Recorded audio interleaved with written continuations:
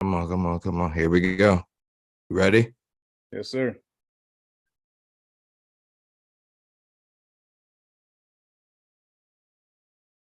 Let's go. Episode 48. We're here for a celebration. The 1-year anniversary from the infamous, diabolical, relentless, undeniable, undisputed, greatest, retaining tag team podcast of the world. Jordan the Juggernaut, James, Sam the Money Man, Bam, and we are the Let Loose Podcast. Yo, Yo. what's going on, brother? Man, episode 48. Man, we did 48 episodes, bro, in 1 year, bro. That's got to be one of the greatest reigns ever all time, man. Staying consistent. Can somebody tell me why I'm hearing a delay right now in my goddamn ear? What the hell is going on out here? What's going on, y'all? Episode 48. I don't know what the hell's going on with that shit. But we on. It's popping right now. You already know. Welcome, everybody. Welcome. Live. Yeah. Woo. Living it up. Make sure we good over here. We check in real quick. Hold up.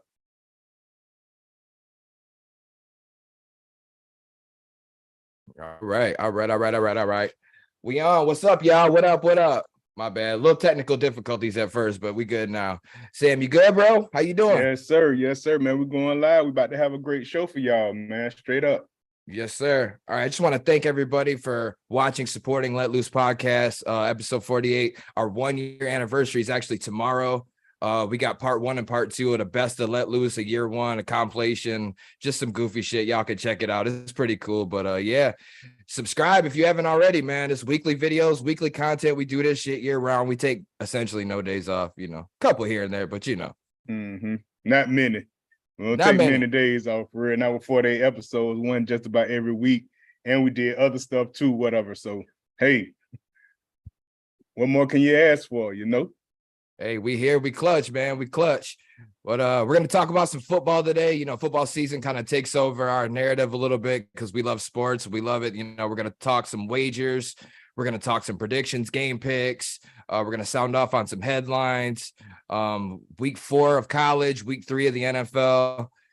Fun stuff, man. We got a bunch of cool headlines, but real quick, we got the dude, the Ohio State Buckeye, Mr. Leland Lothes joining us here in a minute. So let me get these shout outs out of the way. Then we'll bring him in for some college talk. Definitely. We got to shout out Jay Owens, man. Hey, me and him tied last week for the NFL picks, man. We ran it up, man. You got to catch up, Sam. Got to catch up, bro. What the score was? 10. You had 9. We both had 10. Oh, y'all had 10? Oh, yeah, okay, y'all lucky. By 1. Lucky yeah, all right. We'll take it. That's fine. Got to shout out Mr. A. Holland Jr., a.k.a. King Arthur, about the Mel Tucker vid. Appreciate your comment, man. Much appreciated. Shout out Carney Crazy, my unk, on the Mel Tucker video. We've had a couple comments on that. We appreciate y'all for that. Shout out to Blake. I know Blake's checking us out. What's up, dude?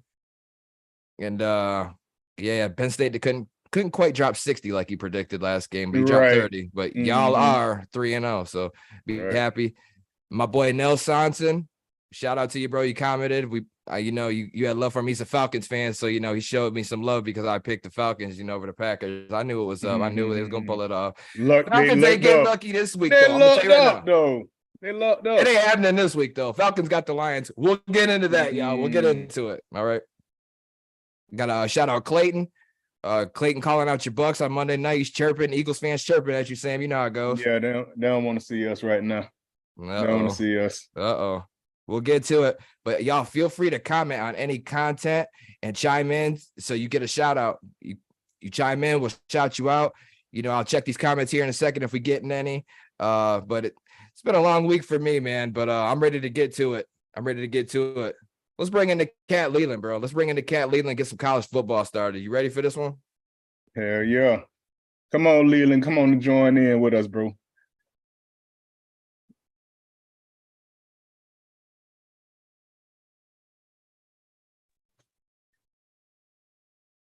LL.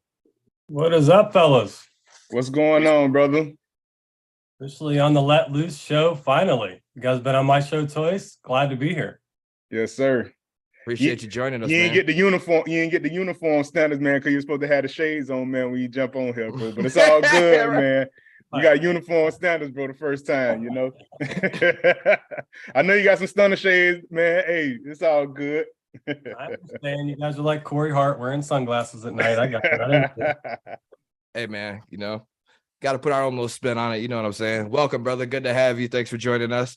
We're going to have to shout out Blake. We're going to have to shout out J-Dub and friends. We got to shout out my man, Wes V. What's good, bro? Wes, commenting on the thread right now. What's all up, those y'all? guys, definitely. Thank y'all for checking us out.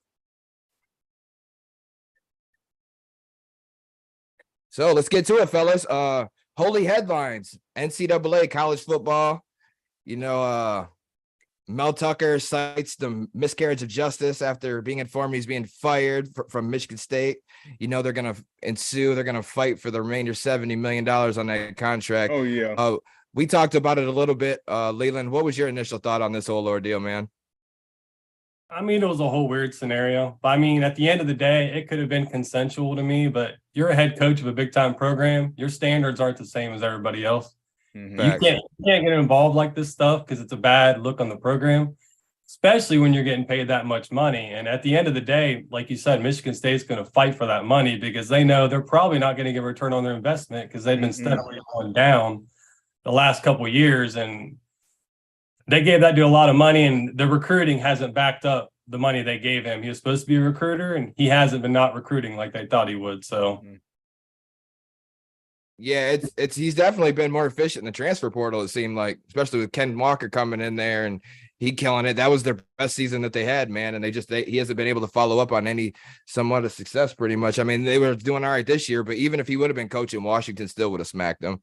I sat here and I called this. Y'all thought I was tripping when I said it was 16 points wasn't enough, bro. I was serious. Washington's that much better than them. I see it every year in, year out. But yeah, maybe I'm a little you know, little biased. A little bit. Just a smidge, but it's all good.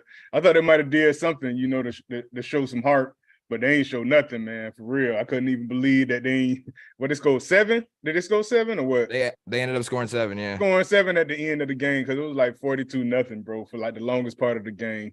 But them boys ain't show no heart, man. So whatever it is. With Mel Tucker, though, he's a defensive coach, and you could say since he's been there, that's the one thing they haven't been good at is his side of the ball. So that's a red flag right there. And like you said, with this transfer portal, that's the good way to build your program. Deion done it. Sonny Dykes is doing it last year at TCU. You can jumpstart your new program, but then after that, you got to follow it up with recruiting, or that stuff's not going to work. And I like some of these coaching candidates they're throwing out there. I think they got some good options because obviously they're going to pay, especially if they can get some of that money back because the Big Ten, everybody's got money. So who are you hearing for the candidates? I heard some people throw out some coordinator names. Someone threw out Josh Gaddis, which I almost choked on my drink. When Please hire Gaddis. Please hire Gaddis. You're going to let him be a head coach? Come on now. But I hear like Mike Elko at Duke. I think that'd be a hell of a coach because Michigan State's their developmental program. D'Antonio's best years when he developed some players, got some experience, and then they were really good. D'Antonio was winning games, but he never had a top class in the Big Ten ever. Never, not even close. So you got to bring a coach in who can do that. And I think Mike Elko at Duke, he's winning there. They're developing really well. Just whooped Clemson a couple weeks ago, and then Jonathan Smith from Oregon State. He's doing a great job since he's been there. That program's continually get better, and they're not playing with the same talent as everyone in the Pac-12. So those are the guys I think would be good fits because you got to bring in a guy who can develop. And I think them are two guys I think would do really good there. Yeah, that's good shit, man. I haven't bought into too much looking into like who's specifically gonna replace him yet. I got to see the firing, per se before I start diving too much into it. But it'll be interesting to see who they bring in. I guarantee whoever they bring in, though, ain't getting paid shit, bro. You're gonna be working for pennies on the dollar. They just right. I don't know who's gonna get that money and who's gonna end up with that settlement. I don't know. I don't really care, but I'm just saying we'll keep an eye on that. And I just want to get your initial thoughts on that real quick, man. But yeah, so he's out right now. Let's get into some y'all want to go and recap a couple games from last week, man? I want to get y'all opinions on this, man. Let's go. Yo, so Georgia bounced back down 11 points at halftime to beat South Carolina. I know y'all seen that. Carson Beck, 27 of 35, 269 yards, no touchdowns, no picks. Dejon Edwards, they're running back, 20 carries, 118 yards, touchdown. Rattler, 22 of 42, 256, a touchdown, 2 picks. Georgia, man, is not looking like the Georgia that we're used to seeing. What was your initial reaction from that, Sam? I don't know, man. Everybody looking like they kind of shaky. And like going into the season, man, nobody looked like they're 100%, you know, because like you say, with Clemson losing, Florida State just got into a freaking barn burner with Boston College. It's been a lot of games like this, bro. You know, Tennessee got whipped by Florida. What? I would never know. Hold up. You ain't getting away with that. Who called that game? You picked against your own goddamn game. Hey, I said we was gonna beat the spread, man. Lose that game. We're talking about wager wise, man. I picked the spread, so I would have won. You that still stuff anyway. picked Tennessee. I picked your own team. But I told you the ways to win that thing, man. For real, ETN with 150 plus. You feel me? That's exactly how they won it. That's what happened, right? So, like, it's just these guys just haven't been coming to a strong start, man. There's been a lot of teams, whatever, that just been kind of like hovering. But I don't think some of these guys have hit their strides yet. But Georgia's a defensive team, man. You know, the boys had 14. It was like 14-3, I believe, in the first half. So, like, they had to get that stuff because Spencer Rattler was going off that first half, bro. But then they shut that stuff down. But Georgia is a second half team. So we can't really be worried about that stuff right now with Georgia because they play little games like that. They play little mind games, but they still one of the best teams to beat.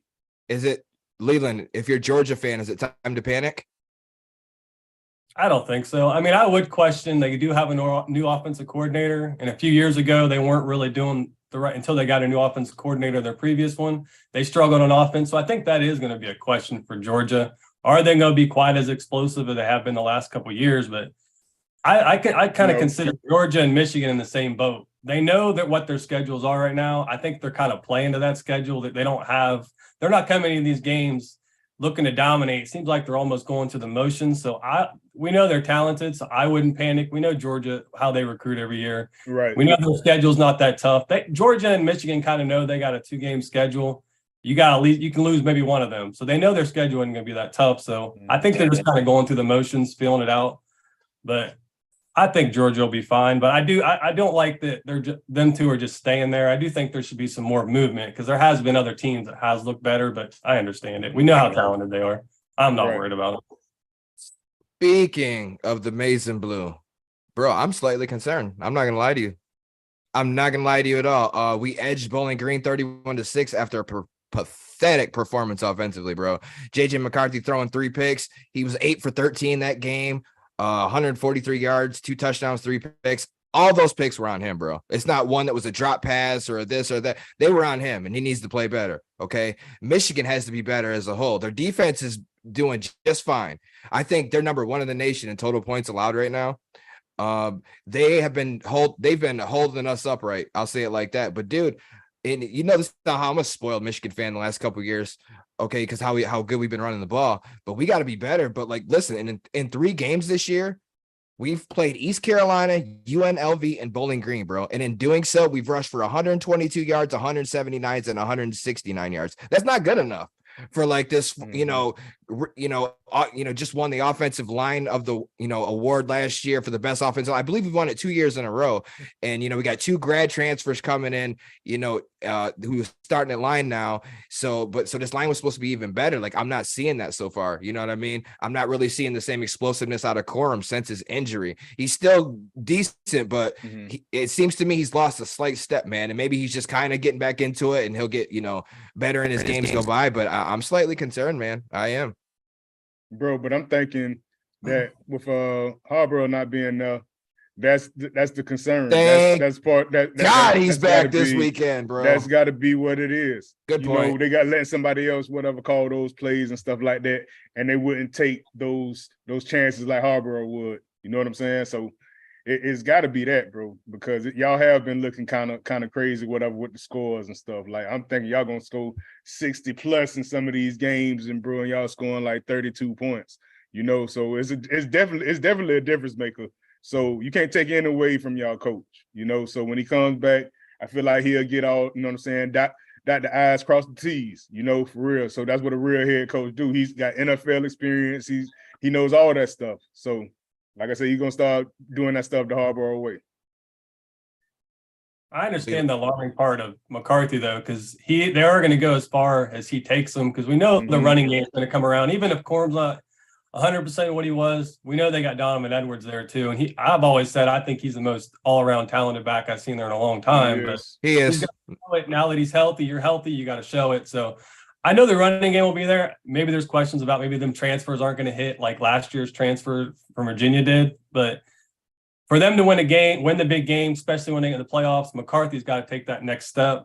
Definitely. It's hard to tell like what you do against those lesser teams, how good you look, but it does depend on if you look bad. That is an issue. And throwing 3 picks against Bowling Green is a not question. A good look. You gotta be better. Not a good look. Yeah, got to definitely be better. And the thing is, if you can't dominate, if Michigan cannot dominate in the run game, then you have to resort to passing. If JJ starts turning it over passing, while we're doing that, that's going to limit us like crazy offensively. So as a whole, they got to be better. You know what I'm saying? JJ's got to be better. We got to run the ball better. Defense, just keep doing what you're doing. We'll be fine. I'm not like scared of nothing, but I'm slightly concerned. That's just, it's a bit alarming. Couple of question marks. When you throw 3 picks versus Bowling Green, I don't know who's done that. Okay. But anyway, 100%. Let's move on to this one. Alabama won in uncharacteristic fashion, 17-3 against South Florida. I know y'all seen that one. So this win was so ugly, bro. It dropped Bama down 3 spots in the rankings from 10 to 13 after that win. Well, you start Tyler Buckner, you know what I mean? What was he was at Notre Dame last year, right? With Tommy Rees, their coordinator, offensive coordinator. And he was bad then, dude. He went 5-14, 34 yards. They also played Ty Simpson, went 5-9 for 73 yards. And then Nick Saban stated right after the game that Jalen Milroe was now the starter, like going forward. Yeah, you think, like, bro, he should have been a starter for that game. I'm gonna tell you what, bro. I don't think Jalen Milroe is like all that. He's no Bryce Young, obviously. He's not even Mac Jones as far as what he can do as a quarterback. But he's only a sophomore for one, and for two, he's the best option they have right now. I feel like, you know what I'm saying? He's got to be the dude taking the snaps. Am I crazy in saying that? No, not at all. At least he gives, because they're struggling running the ball. At least he gives them a running dynamic and gives them something. The other 2 guys aren't giving him anything. I was surprised they brought Bruckner in. Obviously, that was their offensive coordinator bringing in his old quarterback. Obviously, he made the wrong decision because he didn't look good at Notre Dame. Now you're going to bring him to Bama. It's crazy to think all these other teams. Kentucky got a better transfer quarterback. Sam Hartman went to Notre Dame. Imagine if Sam Hartman went to and look what he's doing over there. Right. Killing. They got Tyler Buckner and you're Alabama. It's like, I think that is going to be an issue. And I think this isn't something going to go away. I agree. Milroe at least gives them that running dynamic, but that dual threat. Yeah.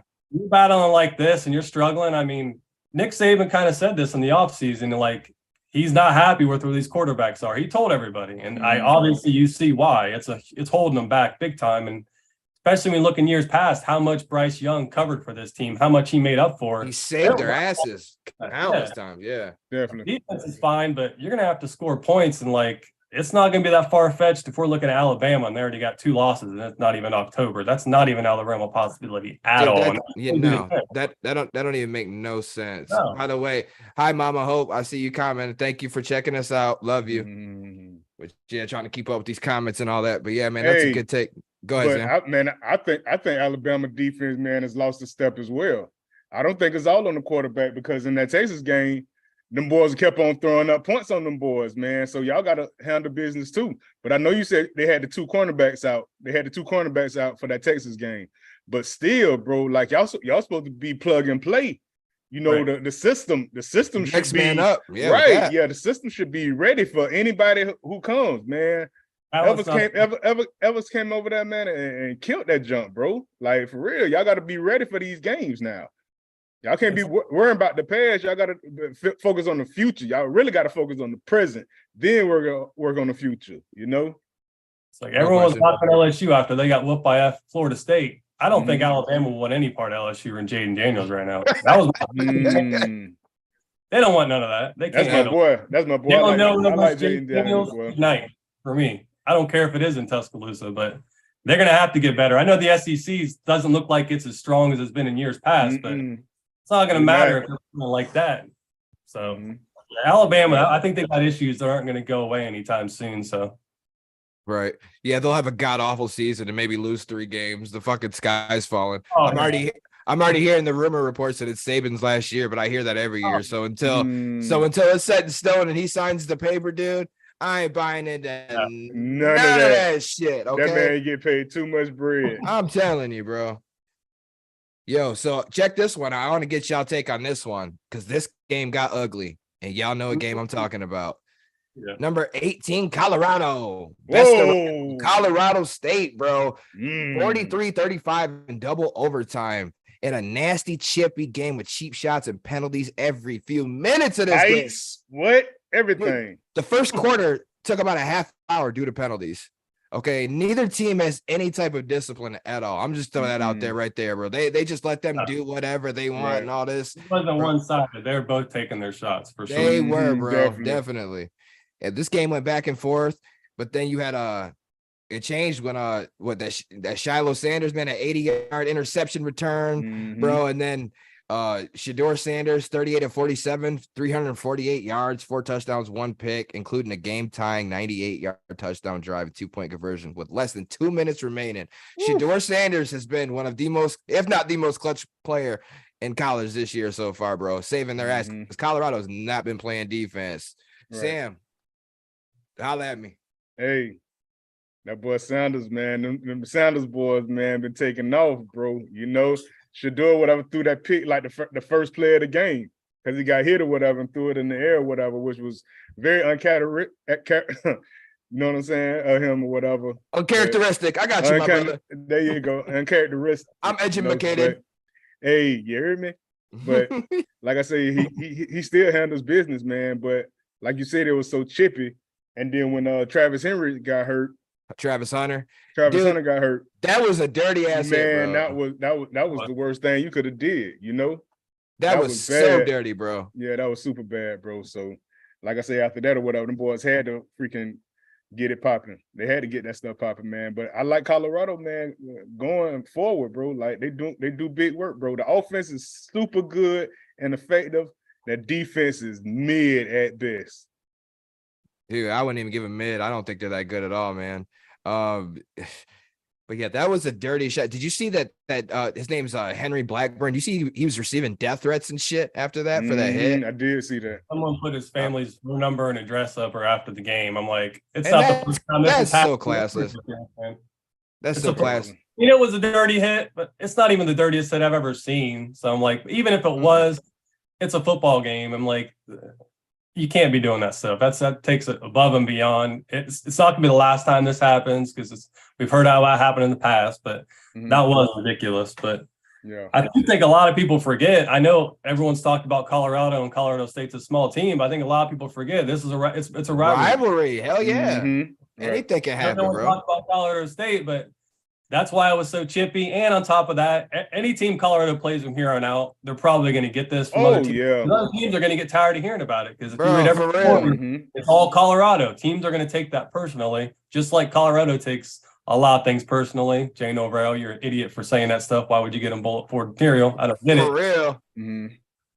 But the game was chippy, but that's how Colorado is going to win football games. It's going to be shoots out. They're going to throw the ball around. They know they can't run the ball. They don't try to run the ball, and that's not going to change because that offensive line is not very good. And I agree with you guys in the defense. They're not going to be able to stop people. So Sanders is going to have to be the stud, and they're going to ride him as long as they can. They got weapons to do that with, but once you get into the schedule, it's going to get tougher because these teams are going to be able to defend them and be able to code you being one-dimensional. You can't win games like that, but this is the way they're going to have to win games. Shootouts. It's going to be a whole lot tougher starting tomorrow, and we'll get to that here in a minute. But yeah, it's going to get a whole lot tougher from here on out. You're right. They play a lot better teams. But, you know, I love Coach Prime, dude, and everything he's, you know, I'm slow. Like, I'm not a Colorado fan, but you know what I mean? I want to see him kill it out there, bro. I would like to see them go 11-1 this year. Whatever, bro. Like, I'm cheering for him. I like those kids, all that, but I don't like the no discipline shit. You know what I'm saying? Let these kids have fun. You know what I'm saying? obviously, like you said, people are going to be gunning for because like they are the attraction now. You know what I mean? Their starting quarterback drives the fucking Rolls Royce. Okay. Lil Wayne comes out with them to, hype them up. Like they get everything. You know what I mean? Everything. Celebrity wise. They are it's a whole party. The Buffaloes is Hollywood team. They should move them to LA because that's what it is right now, I'm bro. telling you, Miami or something, But the thing is, I don't like, man, is like the discipline thing. Before the game, if it's me and it's Michigan, Ohio State, right, or just any rivalry game, Michigan State, am I going to feel better or worse about my chances if pregame I look there and see JJ McCarthy over there talking shit to, Marvin Harrison or something? Dude, I want my starting quarterback over there warming up, stretching. JJ McCarthy meditates by the, whatever you got to do, but don't indulge in that bullshit, dude. Like, bro, prove it out in the field. I don't like that shit. Like, with all of them, like, I understand some players are going to get into it and that's okay. But my starting quarterback, the star, the savior, the guy who pretty much everything depends on, I don't need you over there chipping before the game. Like a quarterback don't need to be out there doing that shit, man. Focus, bro. Focus. And it almost cost them, not because of Shedeur, but I'm just saying, like, that's something with their lack of discipline that might catch up to them as these games come by. You know what I'm saying? That's all I'm going to say with that. Well, I didn't like how he was out there in the coach's handshake. I don't know what he thought he should be out there. He was in between talking crap to the Colorado State head coach. I'm like, no, that's between coaches. You have no business being out there, but I don't know. I agree with you. There's some undiscipline there, and we'll see how that affects him down the stretch because I think there could be some stuff. People are going to be gunning for him because of it, but I didn't like that at the end of the game. You're the quarterback. You don't need to be getting in betwing the coaches and talking smack. My point. Focus, bro. You're not the adult. That's your dad's job. They can go back and forth. And I think that's the first of many bounties on those guys' heads right now. Because, like you say, man, they talk loose, man. They let loose for real on the field, bro. So, man, you got to watch out for that stuff, man. All the little dirty plays, chop blocks, and all that stuff. Helmet to helmets and going out of bounds, whatever, still hitting you, and man, all types of unnecessary roughness, man, is about to go on with these guys, bro. Especially because they're about to play Oregon and stuff too, bro. They definitely don't want to lose to those guys, man. They got them boys as 21-point underdogs. We'll get to it. Jesus Christ. Yeah, we'll get to it. Let's get to it, Sam. Unless you want to recap one more game, go ahead and tell me how right I was about the Gators beating Tennessee 29-16, Sam. Go ahead, speak on it real quick. Yeah, you said a couple of things, but it's all. I told you your team was gonna beat them, and you said, "No, I think Tennessee." I said, "I don't know." I said, "I don't know," because there was a lot of things that we need to straighten out. Get the producer to hit the rewind button. There was a lot of things that we need to straighten up on. I said the offensive line. I said ETN. I say Merce had to play great. And I said the defense got to get some turnovers, and we did all those things. I said we'll probably do like 2 out of 4. I wasn't expecting the turnaround in 2 weeks. That's what I was telling you. And I said that we would beat the spread. So that's the whole thing about the wagers. You know what I'm saying? So I'm not going to bet with them when I feel like we can beat the spread. I don't know what we're coming into. I know we beat McNeese to death, but that doesn't mean that we're better as a team. But listen, listen, I specifically asked you, I said, you ain't taking the Gators to win. You said, nah, man. Said, nah. You could not take them to win. That's bad. I took your team. You didn't, bro. Okay. And they won. But congrats to the Gators. That was a big win. Right.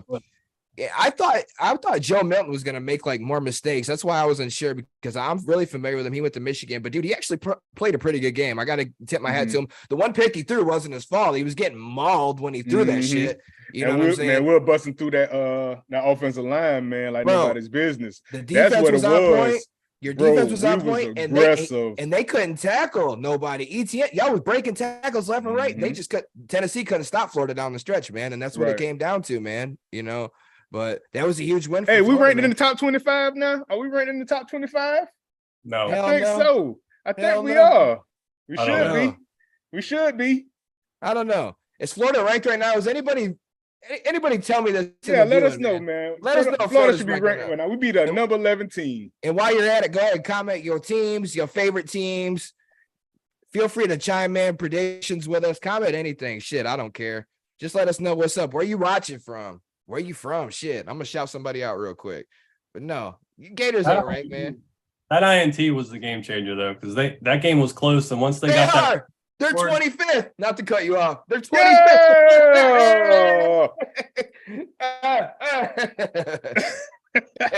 Go ahead, Leland. Gator time. Let's go, baby. No, that INT changed the momentum. And after that, it seemed like that end of second quarter was like when Florida turned it on and took that lead. And like you said, Etienne, he took over. I mean, they got a great 1-2 punch, but Trevor Etienne was the game changer. I agree with you. Milton didn't play bad. They hit some deep shots. That's their game plan every game. But I don't know. Whenever you got Tennessee going in the swamp, it's just something weird about it. I think they've lost. They've only won twice there in the last 50 years, I believe. There's just some crazy voodoo there that Florida, when Tennessee comes in there, Tennessee doesn't come out with the victory. It don't matter how much, if Tennessee's better or not. So that was a great win for Florida, and then they started kung fu fighting at the end of the game. It got wild. So, bro, they was scuffling, bro. They was like, for real. What is all this, bro? Like, you gonna punch somebody helmets, right. I didn't really get it. I know they bumped Graham Mertz, but that was a light bump, and then they all wanted to fight. I thought it was a little. But dude, if you're Josh Heppel, the Tennessee coach, why are you calling timeout, bro? You're asking to stir shit up at that point. You lost. There's nothing possible you can do. You're down multiple possessions. You have one timeout left. It's over. Why would you call timeout? In the most catastrophic of events, Florida fumbles the ball, you pick it up, score it, you still lose, bro. Right. I don't get why you call timeout. Whatever, but they kind of asked for that shit though. With that, I mean, you got to be better as a coach, bro. Like, no, what are you doing? No, like that was stupid. But I agree. Let's hop into some week 4, man. Week 4 games. We got a lot of ranked matchups this week. I want to talk about quite a few of these with y'all, man. Got to get Leland, 2-time RCL champ of the picks over here. They got an RCL show, and Leland's got his own podcast now. Go ahead, shout your podcast out, man, on YouTube real quick. Well, I got the College Football 365 show, but we've been starting to put them all on the RCL network. We're putting all our material on there. We're trying to get some stuff out. So yeah, look forward to that. We're having fun doing it. RCL show and College Football 365 show. So check it out. Yeah, make sure y'all get there. Great stuff. That man knows his stuff too. Definitely. Check out the College Football 365 Facebook page. We talk college football. That's all we talk about on there. So want to talk football? I'm there for it all year. He's there for all of it. If you're ever not sure about some team or what they did last year, that Leland's the only motherfucker I know that watches every single football game recorded. If it's Division 1, he's watching it. Dude, you probably watch other divisions too, don't you? He watches them all. Okay, I'm just gonna say it like that, bro. He watches them all. TV's got unlimited DVR, so I do download every single FBS game every weekend. So that is every single FBS game. I'll be damned. That's crazy. First matchup of the week, fellas. I'm gonna run it down like this. Number floor. There you go. See, I thought you was educated. See, that's what happens when you go live. Sorry, all sir. Good. Sorry, yes, sir. Sorry, yes, sir. Hey, don't fucking interrupt me, man. Number 4, Florida State at Clemson. So Florida State's favored by 2 points right now. Florida State's 3-0. Clemson's 2-1. Clemson has won their last 7 matchups against Florida State. Okay. Right. Florida State has won 1 game at Clemson in the last 20 years. Okay. Florida State's coming off that close win versus Boston College, 31-29, in which they gave up 13 points in the fourth quarter. Their defense is suspect. I've said that several times on this show, and I don't trust them at all. That's why I did not pick them to win the ACC. They're allowing about 391 total yards a game. Clemson has smashed their last 2 opponents, and FAU and Charleston Southern, outscoring them 114-31 after losing their opener versus Duke. That game, that opener they lost versus Duke, that messed me up. I'm like, hey, what? Excuse me? Duke? And I thought it was going to be close. I thought it was going to be closer than that. I ain't even think Duke was going to win, but golly, bro. They just started fumbling and turnover, and man, just couldn't do anything on offense. Yeah, it was just every time they moved the ball and then just turnovers killed them. And Duke's not a bad. They won 9 games last year, so they're not a bad team. Right, they're not bad. Not a team you can take lightly anymore. They're well coached, but that game was kind of deceiving. It's like they moved the ball, but when you get in the red zone, they couldn't do anything with it. Right. I think they overlooked them, and the turnovers in the red zone, especially, bro. And they turned it over in the red zone, like, bro. Right. Like we was on the Xbox and shit, kind of watching the game. And I'm like, bro, they turned it over again. Right. Crazy. Unbelievable. Duke came to ball on him. But yeah. So this matchup here, man. So Clemson quarterback Cade Klubnik. I think that's it. Klubnik, right? Yeah, Klubnik. Mm-hmm. He's been playing better, bro, but he's no Jordan Travis. Mm-hmm. And I think if Florida State's going to win this game, bro, I think Travis is going to need to use his legs to beat Clemson, as their defense has struggled with mobile quarterbacks. Going back to that Duke game we just talked about, bro, when their quarterback Riley Leonard ran for 98 yards and a touchdown on him. It's killing them boys, shitting on them. Right. They could do nothing to stop it. But how y'all feeling about this matchup, man? Who y'all think's got the edge? I'll start with you, Leland. Well, I think they're going to both want to play two different games. Florida State's going to want to get big plays down the field, and they got Johnny Wilson, but Keon Coleman's been kind of silent the last couple of games. He's going to need to get back. And then they're going to need Jared Verse, one of the best defensive linemen in the country, to wreak havoc against Clemson. But they're going to need big plays. And then on Clemson's side, they want to run the football, and they might be able to do it because Florida State's got a 109th ranked rushing defense. So they want to feed Will Shipley, because I don't think they depend on Cole Klubnik too much, especially when he's under pressure. They don't want it to be on his shoulders. It's going to have to be Will Shipley to win this football game. They both want to play two different styles, and also think Florida State's got a mental hurdle they got to get over. You said they haven't won maybe once there in 20 years. One time in 20 years. There may seem like there's blood in the water, but it's in Death Valley, and they're going to be ready to play. They're hearing everyone talk about Florida State, and it's not like they don't got talent. So, but I like Florida State's playmakers more. I don't trust Clemson's playmakers. I don't trust Cole Klubnik. Will Shipley's going to have to go off. They're going to win. I don't know if he can. They got some guys banged up on the offensive line. So I like Florida State because I like Jordan Travis. And I think he can carry him to a win with his legs and his arm. And I think Keon Coleman's going to have a bounce back game. So I got to go with the Noles. 2 point spread. Would you take the spread? They got Florida State favored to win by 2. Yeah, if they win, it's not going to be by much, but I think it'll be by more than a field goal if they pull that out. But I think it's going to be a close game. I'll be surprised if either of them blow each other out. No question. Go ahead, Sam. Yeah, man, you took the words right out of my mouth, man. Florida State playing some of the best football they have in probably like the last 10 years, man, with your boy Jameis, you know what I'm saying? When Jameis was over there or whatever. So yeah, like I say, man, Jordan got the leadership skills over there, man. I feel like he can take those boys far, man. It's as far as he takes them.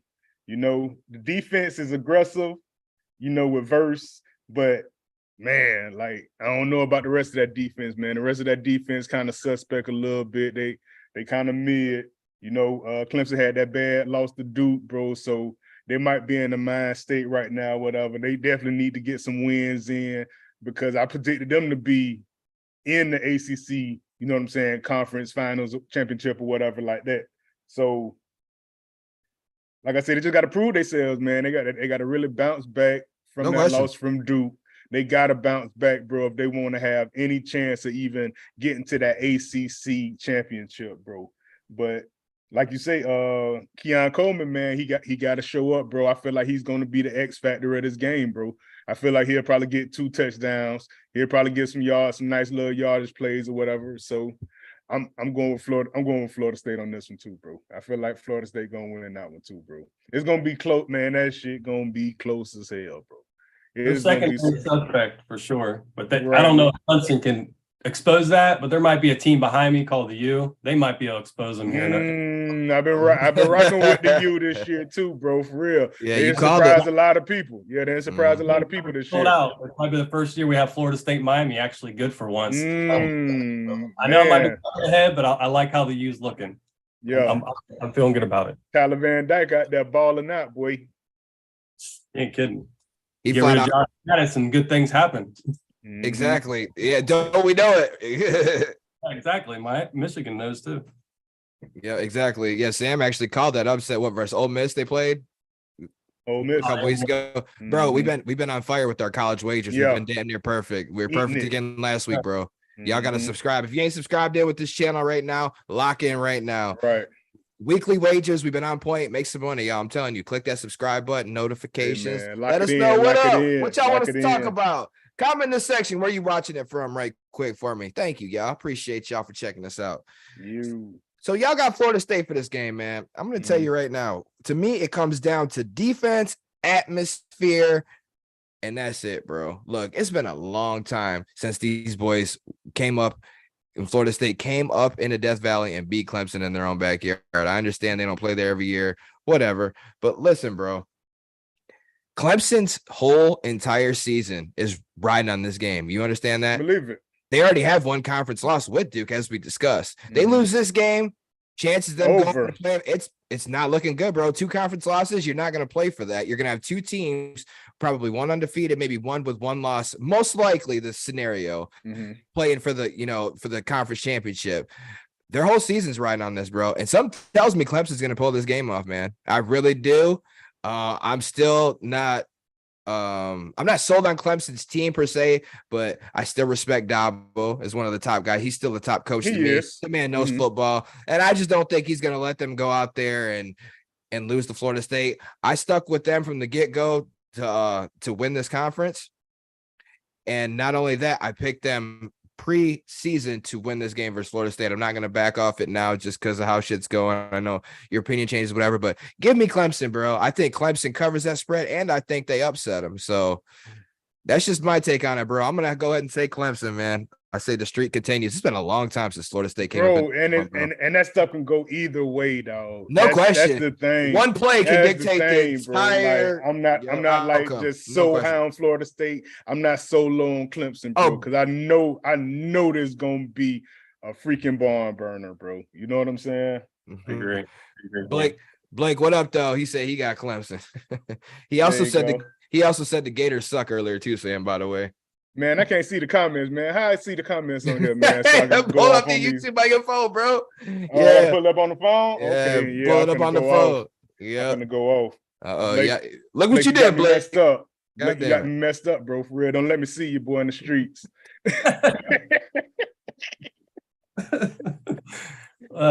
Shit. Next game. Let's run this up. So, number 19, Colorado at number 10, Oregon. Oregon's favored by 21 points. Colorado's 21-point underdogs again, as they were with TCU to start the season, bro. Colorado 3-0, Oregon's 3-0. So, man, you know what? This is a bad matchup for Colorado, man. I'm just going to be honest with it. Like I said earlier, I like what they've been doing.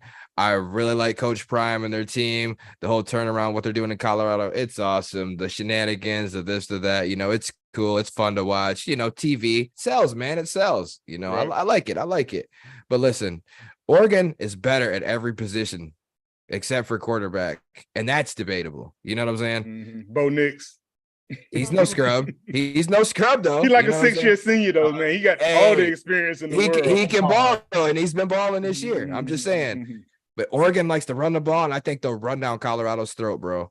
With Bucky Irvin and Jordan James. They got a running back. Jordan James killing the game. Jordan James, gang. What up, fam? Oh, no, I'm just playing. Let me stop throwing up gang signs. But Colorado's allowing almost 200 yards rushing per game, bro. Oregon's defense gives them the advantage to me.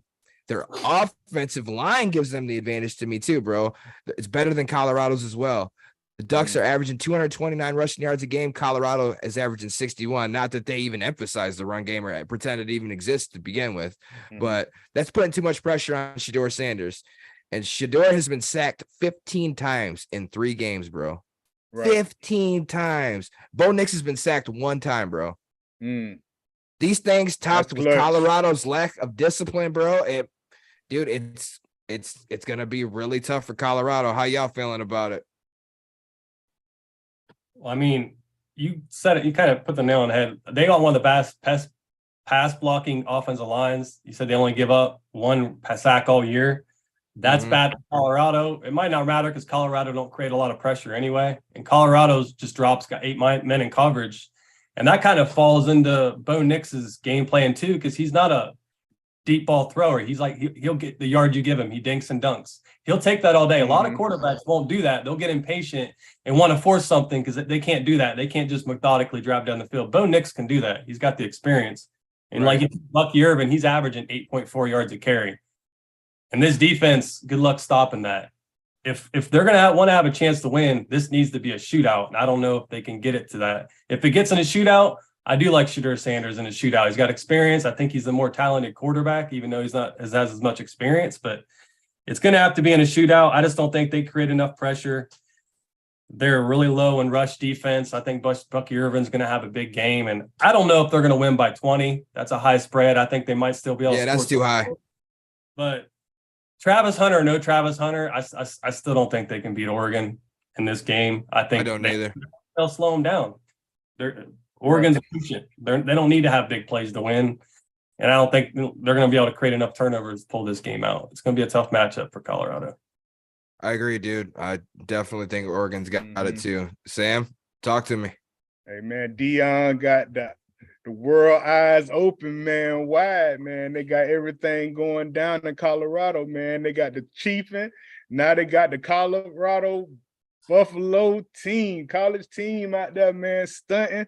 Man, it's gonna be a fun game, bro. It's gonna be a fun game. I think Shedeur Sanders, man, is a generational talent. I really like what he's doing out there, man. He stays focused, bro, while he's on the field, but all that other stuff or whatever, I feel like that stuff gonna knock him off his high horse real quick, bro. And I hate to say that stuff or whatever, but man, it just is what it is. Oregon, man, got that stuff on lock, bro. I thought you was gonna say something. No. I thought you was gonna say something crazy. Shedeur gonna rock the dog on him. I was waiting for it. Like, no. Because that secondary can't cover, man, and you ain't got Travis Hunter over there, man, to really do all that extra stuff, bro, man. It's just gonna be too tough, bro. And I feel like it's gonna be a high-scoring game anyway. I feel like they could still score a lot of points on that Oregon defense.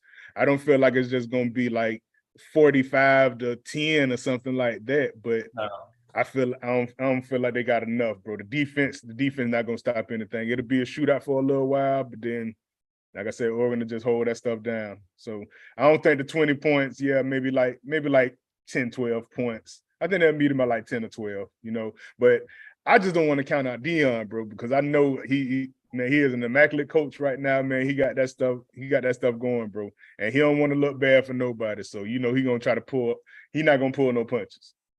No question, bro. And don't get me wrong, I hope Colorado wins this game. I do, bro. You know what I'm saying? But I just realistically, like, looking in, I don't think it's Oregon. And Oregon. Then there's that, right? So I don't like the matchup. That's tough. But what up, Shore? Appreciate you joining us, brother. What's good? Staying up past your bedtime and shit. But yeah, bro. So, all right. So we all got Oregon to win that game. We'll see what Coach Prime could do if he could shock us again, because quite frankly, nobody thought he was going to beat TCU week 1. Right. So I just hope Shedeur can stay healthy. You're getting hit that much. Right. How much longer is he going to get hit? And then he's not going to get back up. And if that happens, and nobody knows who they got behind him, I guarantee it's a huge drop off. I just know he can stay healthy enough to be a part of this game and for the foreseeable future. But you're getting hit that much, sacked that much. It's just a matter of time before something bad happens. Right. I'm telling you. Blake, Penn State fan, says Bo Nix sucks. Yeah, I seen that. Not against Bo Nix. He don't suck, man, but he just been everywhere, man. Like, golly. He's definitely been better since he came to Oregon. He's definitely more. No question. Than Auburn, absolutely. No question. Yeah, I give him that. Let's move to this one. Number 22, UCLA at number 11, Utah. Utah's favored by 6 points. Both teams are 3-0. It's their first conference matchup. UCLA true freshman quarterback Dante Moore has been very efficient this year. He's a Detroit kid. Shout out Michigan. What's going on with you? I like your game, man. You freshman. Move with it. I like it, man. He's throwing for 615 yards this year, 7 touchdowns, 1 pick. He's number 10 in the nation in QBR at 86.2. Not bad for a true freshman. Okay. They got a backup quarterback, Colin Schlee, and he's the runner, like the dude who busts out. He's quick. He's got great acceleration. But it's kind of a similar QB situation that Utah has with Nate Johnson and Bryson Barnes, because you got Nate Johnson's got the wheels, and then Bryson Barnes is more the thrower. Even though Nate Johnson started the whole game last week, but I digress. But I got to give UCLA the edge on offense and Utah the edge on defense. So that's what I got for starters looking in. What you think about this matchup, Sam? Bro, they say Cam Rising got a slim chance of starting this game. Really?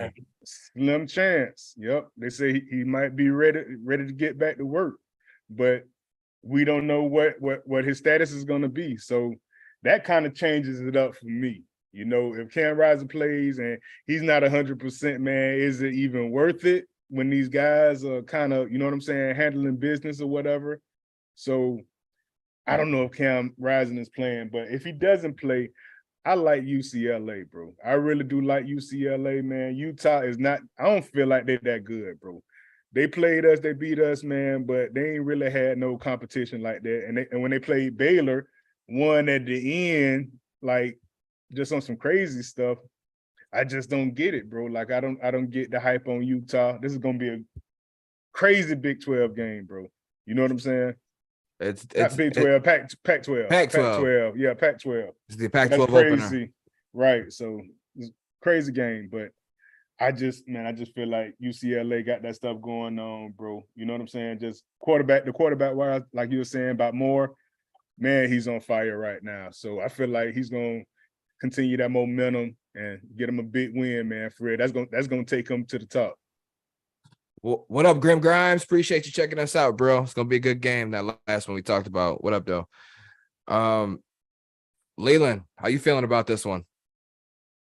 I think it's going to be a great game. The swan song of the Pac-12 that looks like maybe the deepest conference in college football right now with the caliber of teams they got. But I never usually want to count out Kyle Whittingham because I think he's one of the best coaches in America, and that's a hostile environment. But they got to have Cam Rising. But if they get Cam Rising, how rusty is he going to be? How is he going to be on that leg in this game anytime he gets hit? I don't know how you're going to react to that.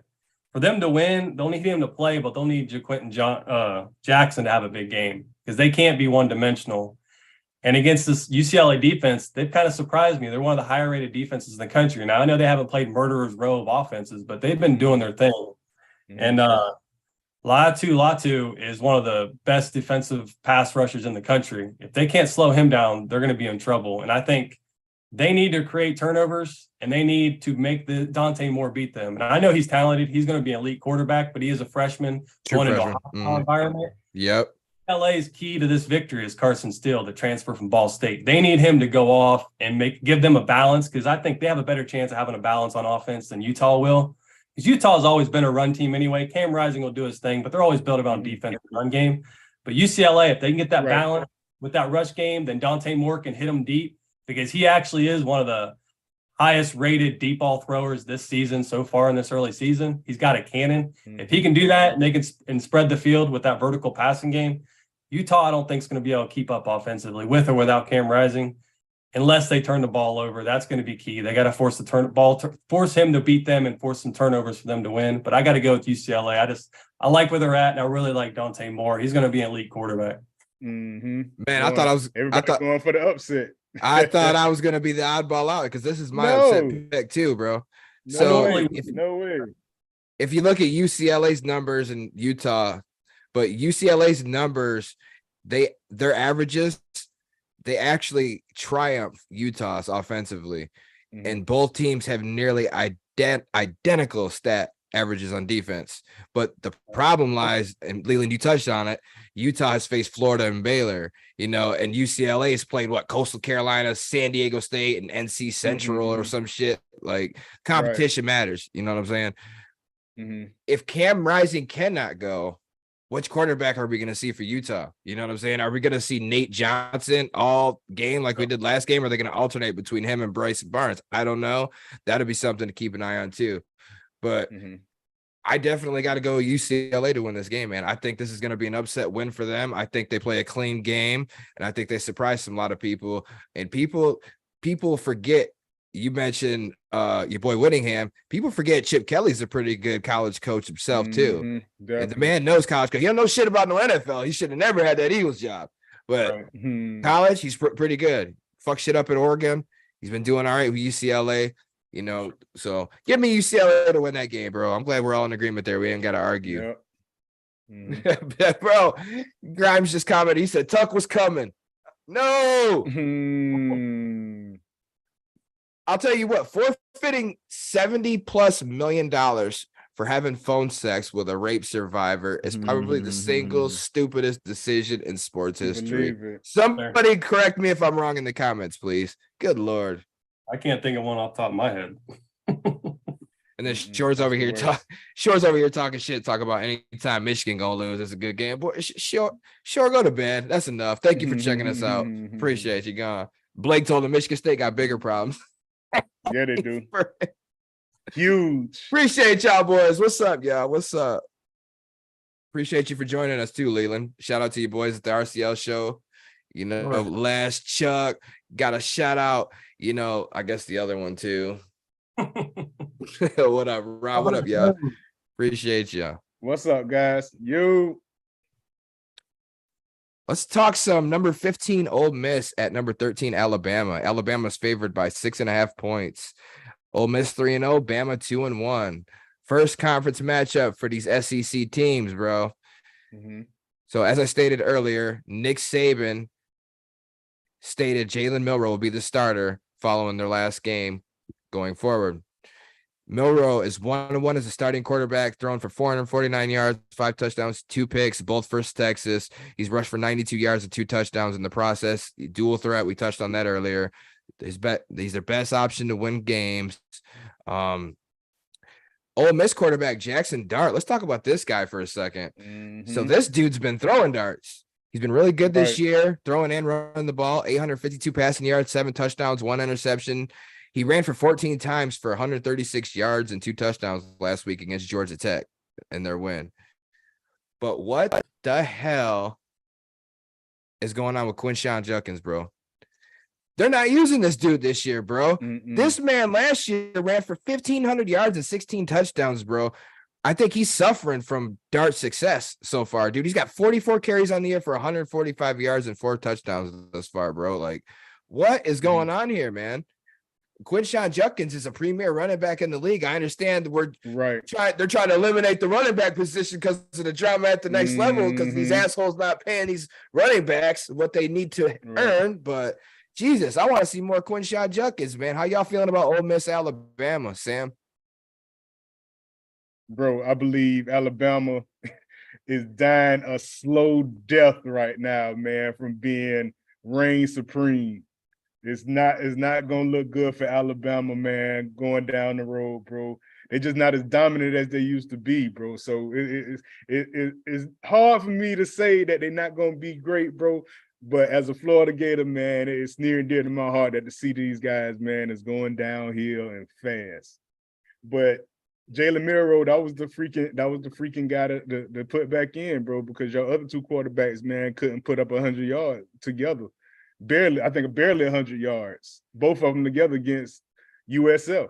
Yeah, that was South bad. Florida. Yeah, so that's the worst thing. That's the worst thing ever, bro. And another thing about Alabama, man, they offensive line, man, they really holding that stuff down, man. I think they got like 2 people hurt right now on the offensive line. So, man, Ole Miss gonna try to, man, run them boys, dog, just drive it down their throat, bro. You know what I'm saying? So. And I feel like Nick Saban, his play calling getting repetitive, bro.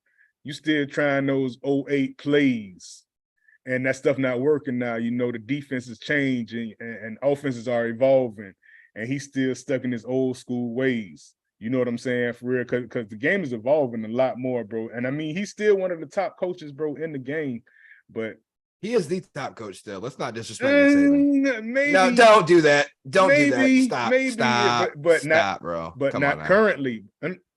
Maybe all time, yes, but not currently. Currently, you feel me? Like he's currently still the best coach, bro. He just don't have what he's used to having. I think he's calling plays based on what he has the personnel for. Jalen Milroe, we touched on it, is not Bryce Young. He's been blessed with these great quarterbacks last couple of years. Any team's going to fall victim of that. Look at what Clemson's been going through since Trevor Lawrence and Deshaun Watson left. Dabo's still one of the best coaches. I mean, he ain't really have great quarterbacks. I mean, he had 2. Well, those Bryce 2 Young were great. Was great.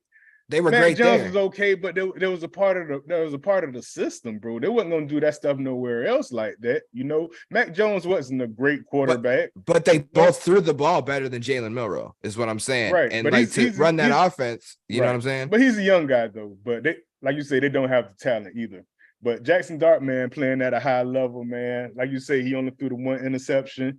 And, you know, Quinshawn Junkins, man, he got to be an X factor for this game, bro. And I feel like Ole Miss can beat these guys. But, man, it's still Nick Saban. It's still Nick Saban. And you playing in Alabama, bro. They're going to find a way to squeak through this game, bro. So I'm going with Alabama this game. Taking the 6.5 to 7 points or no? Nah. I'm not. All right. What up, Chanel? Appreciate your comment, bro. What's going on with you? We talking about some NFL in a little bit here, bro. Stay tuned. We get into Falcons and Lions. Leland, holla at me. Ole Miss Bama. I look at this game and you're going to pick the game, which should make a difference, but it's hard to pick Bama to lose 2 games before October, but they've looked so bad, and I don't know if they got any answers. I mean, their playmakers in general, wide receiver, other than Jamison Williams coming over from Ohio State, they haven't had any elite wide receivers the last couple seasons. I mean, they just haven't had them playmakers to take the top off the defense, and I don't think they have them right now.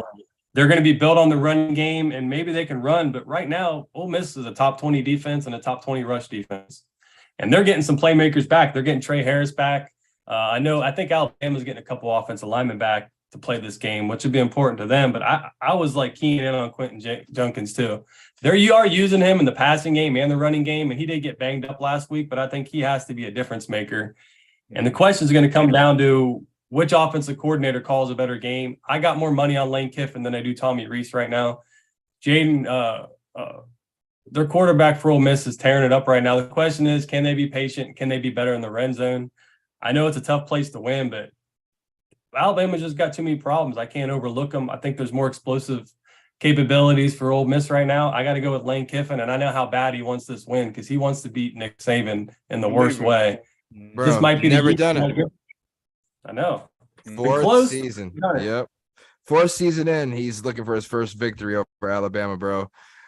Dude, do you understand Ole Miss has not beat Alabama since 2015 and only 3 times in the last 20 years? Mm-hmm. I think Chad Kelly did it both times, too. I think you're right. Bama has not – listen to this, bro. Bama has not lost more than 1 game at home. Y'all know in the last year they lost more than 1 game at home off the top of your head? Last year? 2007. Probably 2003. 2 home games. Mm-hmm. Last time they lost 2 home games. 2007. That was the last time it happened. Right. And that was Nick Saban's first year. My point. Yeah, there you go. One thing I am keeping my eye. Another thing for Ole Miss's benefit that I will keep my eye on is Bama has the worst sack rate allowed in the Power 5 football, bro. And Ole Miss has 10 sacks through 3 games. So I'm gonna tell you right now, Jalen Milroe, you better stretch them calves, stretch them thighs. You're gonna be running that game, man. You're gonna be running, be ready to move. I'm telling you right now. But dude, I can't. Offensive line ain't nothing, bro. That's what I'm saying, dog. Like they don't have that stuff intact like they usually do, bro. I want to say Alabama's gonna lose, bro, but I just know they're not. I just know they're not at home, bro. It's damn near impossible, you know. It is, and that's my point. 07, bro. Like I can't sit here and pick Ole Miss to win this game, bro. Mm-mm. Like some things in life you got to see to believe, and this is one of them for me.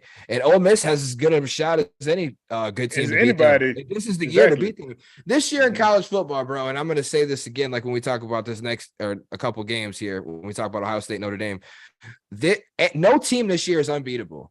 Every single team can be beat. It's not like your normal Georgia's who's just dominating or your normal Bama team who's like, man, crushing people or whoever else, a Clemson team. It doesn't matter, bro. Like any team can be beat this year. So, but I got to take Alabama to win this game, bro. I'm not taking the 6.5 points, though. It's going to be close. It's going to be real close. Very close.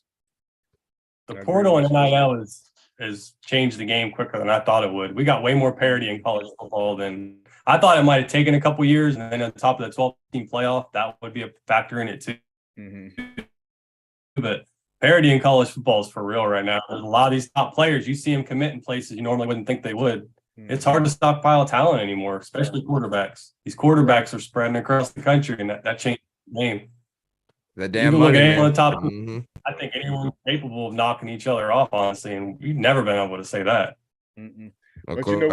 But we talked about that NIL stuff, whatever, a long time ago too. I was like, because it's like people getting traded, it's like we got a waiver wire, and people can play for this college 1 week, and then the next year, whatever, they're playing for this college, they're the third college football. I'm like, damn, bro, you ain't been everywhere. You college football you international. You You international around here, bro. Cause like Bo Nix, man, how you just go to Oregon like that? What a year you used to have to wait the year. Used to couldn't play that year. Yeah, you know what I'm set out the saying? year. But now now you can get paid. You bro, like no people want to stay in college instead of going to the NFL. I know you get paid with the NIL, bro. Angel Reese, like one of the top, you know what I'm saying, basketball players, women, whatever it is out here, bro. She said, man, I'm not going to the league, man. I make more money than whatever staying in my dorm room, bro. Exactly. You know?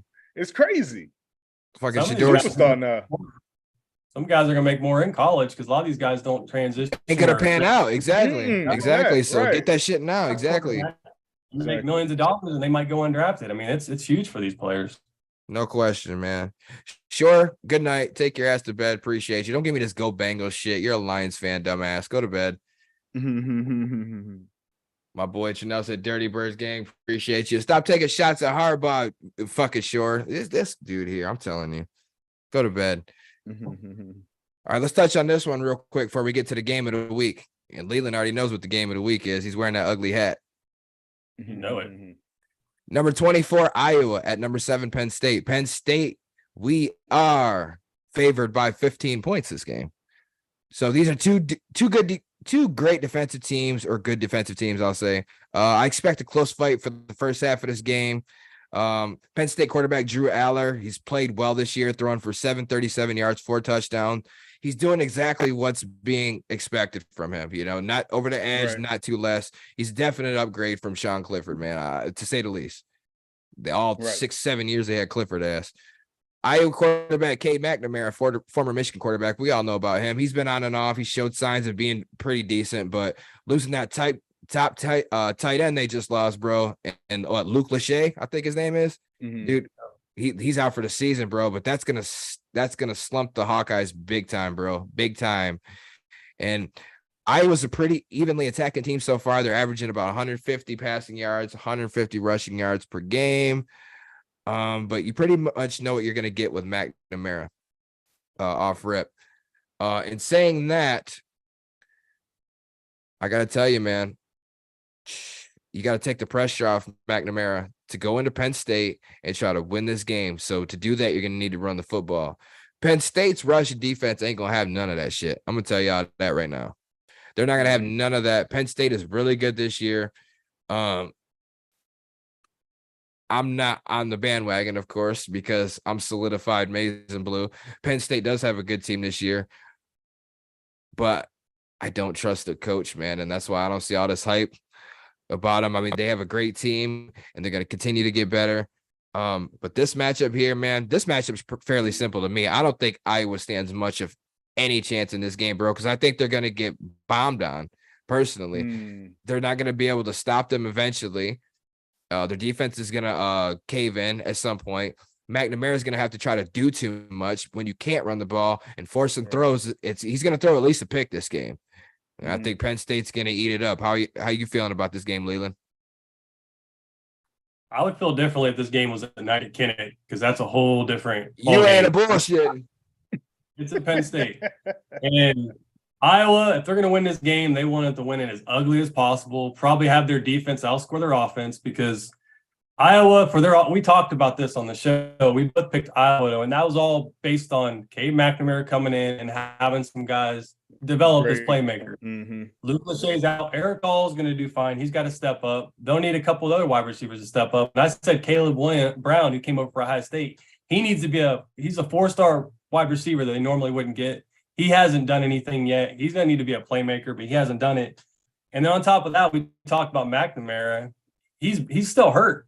I mean, he's not healthy. He was limping last week, and it showed. He played terrible last week, and I think a lot of his injury has to do with it. And if he's not on his game, this offense is in trouble. They're down their top 2 running backs. Johnson and Patterson are out. LaShawn Williams had a great game last week, but that's against Western Michigan. That's one game. They don't have depth there. Their defensive line's not as explosive. They don't create as much pressure as usual. So they need turnovers. They need their defense to play a game of its life. And Phil Parker, that defense coordinator, will have him ready. But long as Drew Allen don't come out, throw interceptions and put his team, give them short fields and maybe some pick sixes, I don't see how Iowa can really move the ball in this defense. Caleb King, their defense is just nasty, top to bottom. And I just can't see it. I think Iowa's going to do enough. Singletary and Allen are going to wear them down late in the game. I just think it's a bad matchup since Iowa's not healthy, and it's at Penn State. Long as Drew Allen don't do that, force turnovers, give them short fields, Iowa's not. I don't see them being able to drive the length of the field and get points. It's going to be a struggle. I don't either. And Drew Aller has yet to turn it over, if I'm not mistaken. He ain't throwing a pick. 10 touchdowns, no picks. Okay, yeah, exactly. Right. Go ahead, Sam. He's stepping it up, man, for the Nittany Lions, man. So, and they got freaking Nick Singleton, bro. So he definitely gonna be killing Iowa, man. So it's just too much, bro, man. It's too top heavy, whatever, with Penn State, bro.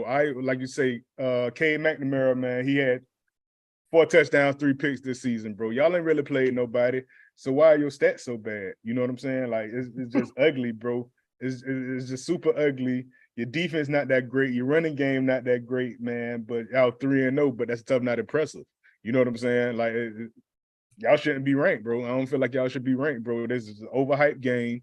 I feel like Penn State gonna blow the doors off their ass, and that shit gonna be over with. Like this not gonna be an exciting game at all. I'll stop watching it probably in the second or third quarter, or whatever, after that jump like 30-7 or something. So you're taking the 15 points? I'm taking the 15. Okay. I can't say I wouldn't either. I would take them too, but I do think Iowa's defense is good though, man. Iowa's defense is good year in, year out. It's okay. It's okay. It's not like freaking top tier at all, bro. It's okay. They're pretty good most years, man. That's okay. I know Phil Parker defense, they're always solid. They force turnovers. Yeah, they're pretty solid, man. They get some studs out there on defensively, but yeah, we're all in agreement here, man. And Blake just informed me that it's a whiteout game too, so that's not gonna make matters any easier for you. No, you pretty much put the nail in the coffin right now because I was going fucking down. They're going down fast. Penn State is going to walk the dog on there. Oh man. For real. Walk the dog on their stupid ass. We'll be right back after these messages from Benford. Straight up. Oh shit. All right, let's get to the game of the week because Leland's over there drilling. Now I think he's getting a little hard on over there. He's ready. Are you, Leland? Are you going to be able to sleep tonight, bro? I got work tomorrow, but all right. Not. We'll cover this game. All right, we'll cover this game and we'll get you out of here, man. Number 6, Ohio State Buckeyes at the number 9, Notre Dame Fighting Irish. Ohio State is favored by 3. Game of the week, baby. Game of the week. Ooh. Buckeyes 3-0, Notre Dame 4-0. Both teams have looked very solid so far for the most part. Especially Notre Dame because I'm more surprised by them. Despite like neither team really playing like crazy competition yet, but this is where that test lies right here, man. This is where, it all boils down to because this is great competition for both teams. This is the true test, man. This is the true test. The winner of this game has a legitimate chance to make their case with a strong playoff run, I believe. Granted, the rest of the games go their way. No team, like I reiterated earlier, in college football is unbeatable. So this is as good a chance as any for either one of these teams to make their case as one of the top dogs and a serious force to be reckoned with this year in 2023 college football. Should we start with the Buckeye? He's jonesing over there. He's jonesing. He don't want to start. Notre Dame. We don't get to play them as much as you guys did too, but I love when we play Notre Dame. I still remember the first time they played in a long time in '95. I still have memories of that game. There's just something about it when these two teams play. It's going to be prime time. And I'll say I was way more worried 2 weeks ago. I was glad the Buckeyes showed up last week and actually turned the offense on. So I feel a little better about that. But it's going to be a tough matchup. Notre Dame, it's a game changer when they got Sam Hartman. They haven't had a quarterback for a long time, and now they got a quarterback who can win games, who's experienced. He's probably the most experienced quarterback in the country. I think he his freshman season, Lou Holtz was still coaching. He's been around that damn long. Right, for real. God damn it. He's been there for 10 years and shit. Okay. Seems like it. He's great. Their D-line's creating a lot of pressure, but I think the key for Notre Dame is going to be Audric Estime, 227 running back. Running back. They'll need him to be the difference maker. They're going to need him to test that defensive line for Ohio State and see if they can hold up and see if they can wear him down. And then Sam Hartman can hit him over the top. That's going to be their key. But I just got a gut feeling Ohio State, they've been holding back some stuff. Their receivers are ready. They hear how everything people were saying about them in the first 2 weeks, saying they're overrated, they're not any good. They're ready to prove a point, especially as defense. And I think the point where they can expose Notre Dame is the interior defensive line. I think Mike Hall and Tyleik Williams are going to be the difference maker. They're going to wreak havoc. And I just think these DBs are so improved. Sonny Styles, Denzel Burke, these guys are making plays and playing better than they did last year. I think they can make it tough because I don't really fear many of Notre Dame's playmakers, really, honestly, at the wide receiver position. As long as McCord takes care of the ball, doesn't try to do too much, gets the ball to his playmakers, I like Notre Dame, or I like Ohio State in a close game in this game. I don't feel great about it. You said it right the first time. Yeah, I like Ohio State. All right. So shocking news coming out of Pennsylvania over here.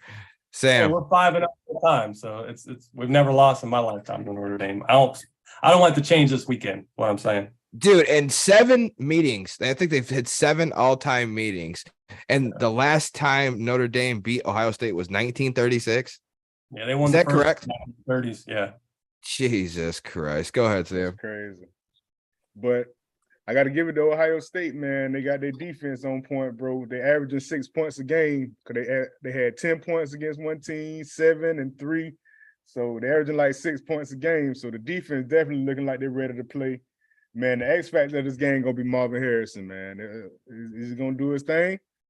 You know what I'm saying? JR, man, is he gonna do his thing, bro? But Sam Hartman, man, he is the guy right now. 13 touchdowns, no interceptions, 1,061 yards, man. The running back, Audric Estime, man, 521 yards in 4 games, man. Like, bro, they looking good, bro. Like, Notre Dame looking good. I think the defense have trouble getting turnovers on those lower tier teams. So that's gonna be the difference, I believe, the Notre Dame defense. I feel like they're good, but I believe they should have tore them boys up who they played, bro, which shouldn't have been any competition. They let those boys kind of get off a little bit, man. So, but I know the Ohio State defense is way better, man, for real. Y'all turned up, man, to the max on the defensive side, bro. Offensively, I feel like y'all can do enough, man. Your quarterback, what his name? Kyle McCord, what his name is? So 6 touchdowns, 1 interception, 70% completion percentage. So he's definitely accurate, man, for real. Pinpoint accuracy. Man, I'm gonna have to give it to Ohio State, bro. I'm gonna give it to Ohio State on this one. Just because that defense, man, is crucial right now. Taking the 3 points? I'm taking the 3 points. Leland, you think y'all win by at least 3? Yeah, probably. It's going to be a close game, but I think they'll win by more than 3. But it all depends on if Kyle McCord can take care of the ball. And honestly, Henderson and Traynham are huge in this game too because they got to have balance. And them 2 guys are turning it up too. They look healthy. So they're going to need a balance. They're going to need them to rush the ball and then let McCord hit the ball. They can't be one-dimensional at all. So It's going to be a tough matchup. It's going to be a tough environment. I think there's going to be a lot of scarlet and gray there. I do know that. Mm-hmm. What's your take on this, Mr. Jordan Juggernaut James? Well, I'm so glad you asked, Mr. Bam. I'm going to sit here and tell you, ladies and gentlemen, we've been doing Let Loose podcast for 364 days to the date right now. 1 year's tomorrow. We come on this show. We be honest. We keep it real. All of that. Lifelong Michigan Wolverine fan over here. Lifelong Gator fan and my co-host. Believe it. We've done over 400 some videos, over 40, 50, probably close to 50 with the special segments and all of that, you know, with the episodes and total. We put in work, you know, we put in work. It's all good. My point being in all of this and all them videos and all of that shit, this is the first time we've ever gone live. How legit and authentic of a Michigan fan would I be if I were going to sit on live on our first live stream and take the Buckeyes to win this game? You got me fucked up. Dude, Notre Dame got something for your ass. They got something for your ass. Okay. Sam Hartman. I never even heard of the dude, but when he was at Wake Forest, okay. He comes into Notre Dame killing shit, throwing for 1,061 yards, 13 touchdowns, no picks, 4 games. I know they ain't played nobody. I don't care. Y'all really haven't either. But listen, man, this is what it comes down to. Kyle McCord's looking a lot better. I get all that. Starting to come into his own since being named the starter. You know what I'm saying? It's good. It's fine. It's all dandy, you know. As uncomfortable as those couple games Ohio State played early on when they played both quarterbacks, and then the one in the first game where it was kind of like a slow start and all that. As much as you might have been like, I don't know about this, I was enjoying every minute of it because, dude, you know what? It's the rivalry, man, and you know it's the bitterness, and maybe this is just a straight spiteful pick, but I do actually like what I'm seeing from Notre Dame, though, man. This year, they've got their best team that they've had in a long time this year, very man. long time. And I'm going to tell you what, as I mentioned earlier, in 7 all-time meetings against y'all, they've won the last one, 1936. They're due. They're due for a win, bro. God damn it. If anybody's ever been due at anything in life, it's Notre Dame to beat Ohio State. I know it's only 7 matchups, but dude, 1936. God damn, that's insane, bro. And it's in South Bend. You know what I'm saying? Y'all played last year. That game was actually closer than I thought it was going to be last year. I thought Ohio State, I picked y'all. I thought y'all was going to mop their ass last year. It ended up being a lot closer than I thought. Marcus Freeman's first, and wasn't that the first game? Or no? It was the first game last season. Last year, right? It was the first game. So it was his first game as coach. I'm like, no.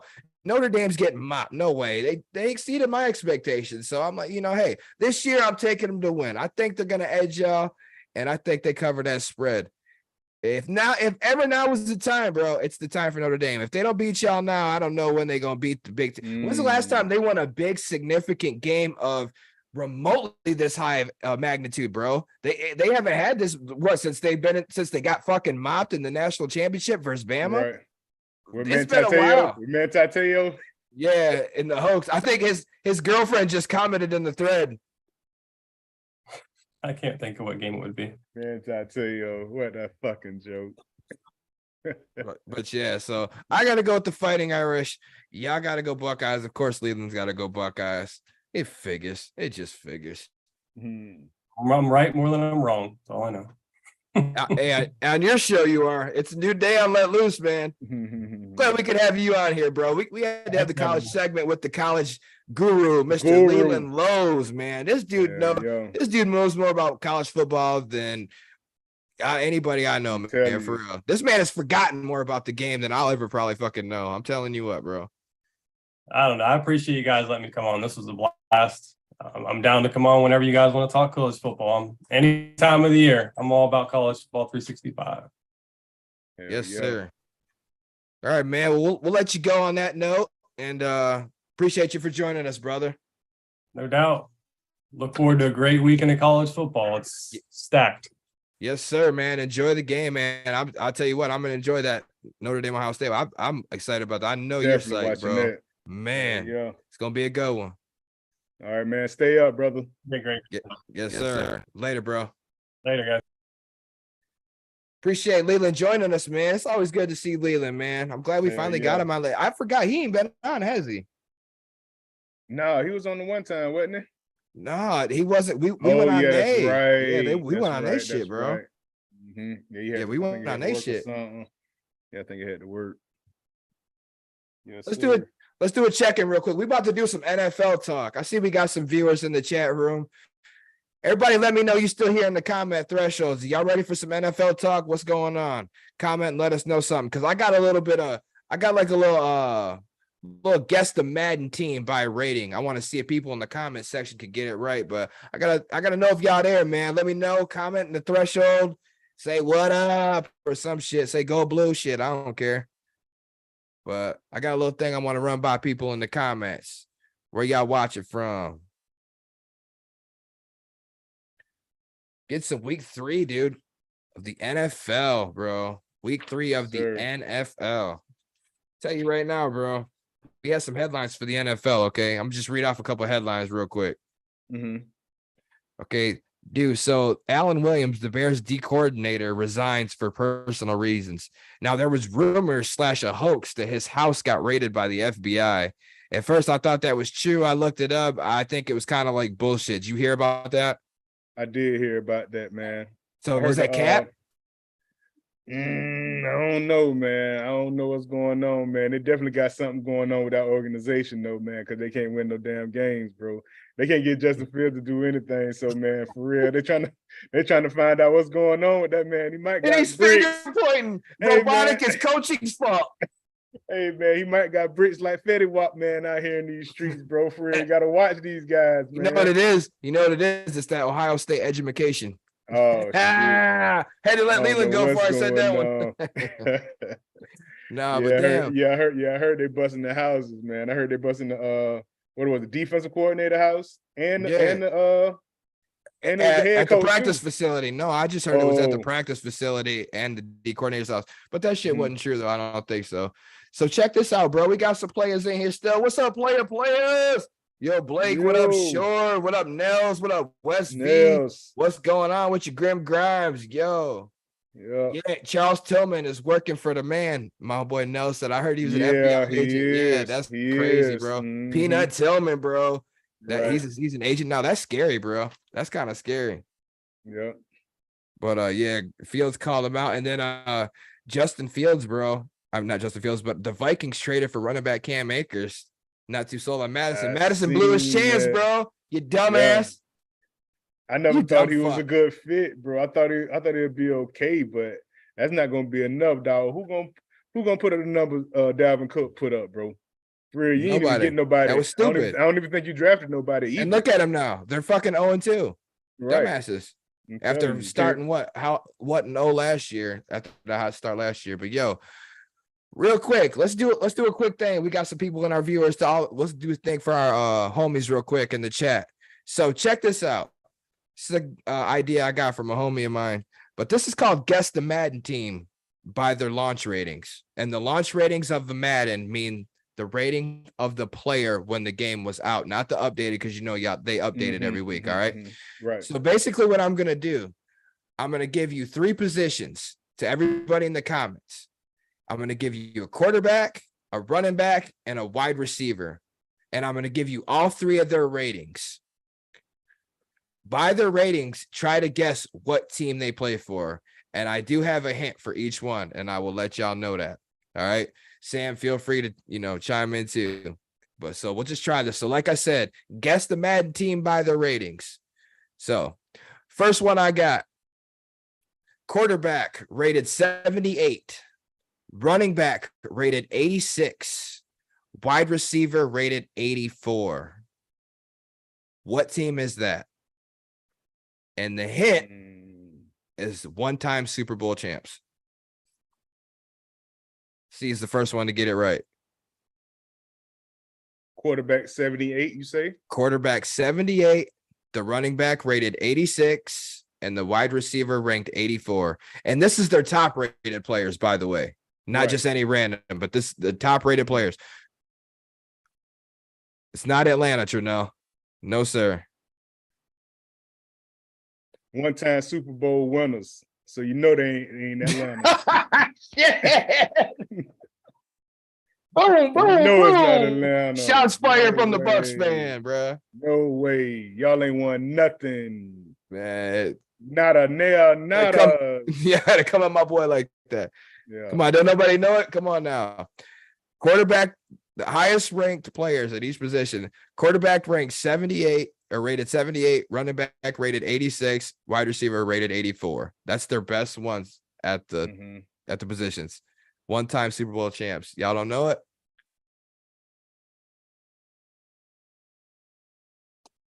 See. Nope. Nobody know it? I'm gonna see. No, I don't think. All right. Well, the answer is who dat? It's the Saints. Derek Carr was rated a 78. Kamara was rated 86. And the wide receiver, Olave was rated 84. Launch ratings when the game came out. Yep. I would have never guessed that one. Yep. All right. So now the second one I have, quarterback rated 87, running back rated 89, wide receiver ranked 89 for this next one. And the hint is they drafted one of the NFL's biggest busts in history. And Sam, if you know it, give it a minute so people, because they got like kind of a slight delay. So I know exactly who that is. But quarterback rated 87, running back rated 89, wide receiver rated 89. And this team has drafted one of the NFL's biggest busts in history. What team is that?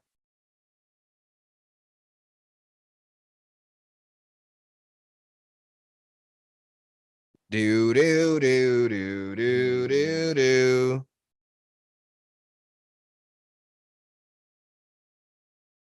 Well, nobody want to guess? Not the Raiders, Wes. Oh, you think Jimmy G was going to be rated in 87? Oh, no, big dog. Oh, no.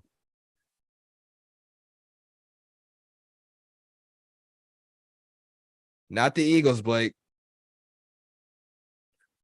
What running back they going to have be rated at 89? Tripping. Good guess, though. Sam, who you got? Who you think it is? I want to say San Francisco. Negative. It is not San Francisco 49ers. You think they're going to rank Brock Purdy in 87? What? No, they ain't going to to rank. That man killing right now. He ain't getting rated that, though, bro. That's crazy. That man got to be top 10 right now. Oh, God. Don't start with me. That man is killing shit. That team was the Chargers, though. That team was the Los Angeles Chargers. Ryan Leaf, the biggest draft bust in history. Yep. Herbert rated in 87, Eckler 89, and Keenan Allen in 89. Heard that.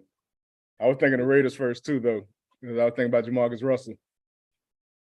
How about this one? A quarterback rated 72, running back rated 75, wide receiver rated 90. So that's quarterback rated 72, running back rated 75, wide receiver rated 90. And the hit on this one is this team lost 26 straight games to begin the franchise as an expansion team in 1974. So let's see if anybody can guess that one.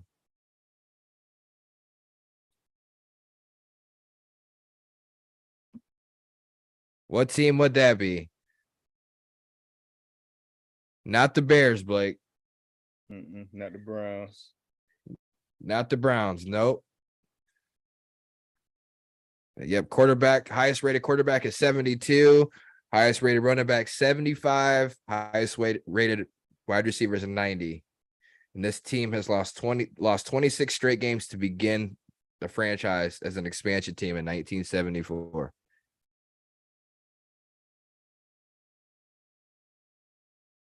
So nobody know? Oh, nobody know? I know. I know who it is. You better know, asshole. Let them know who it is. My Bucks. That's my Tampa That's Bay your Bucks, bro. That's the Buccaneers. Baker Mayfield. 72. Rashad White. 75. Mike Evans. 90. Yep. I know exactly who that is. What's the Buccaneers? Yes, sir. How about this one? I guarantee you nobody will get this one. QB rated 79. Running back rated 77. Wide receiver rated 84. And the hint, well, actually, somebody will get this based off the hint.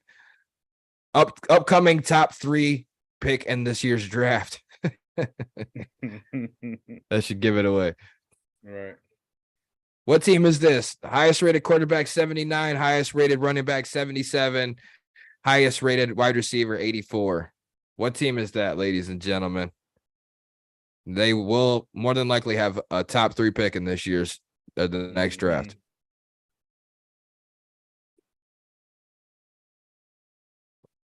Who y'all got?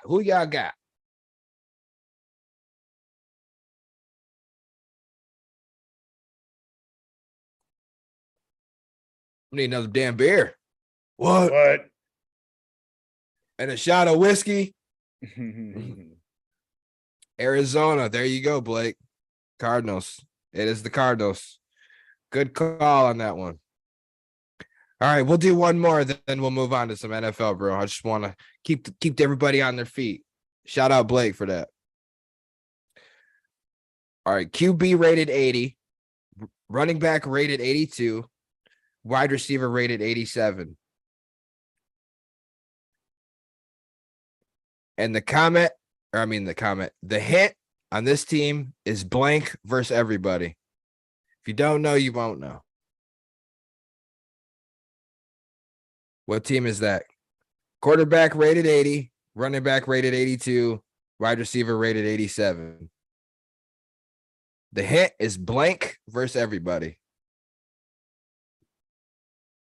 What team is that? If y'all watch Let Loose, you should know this answer.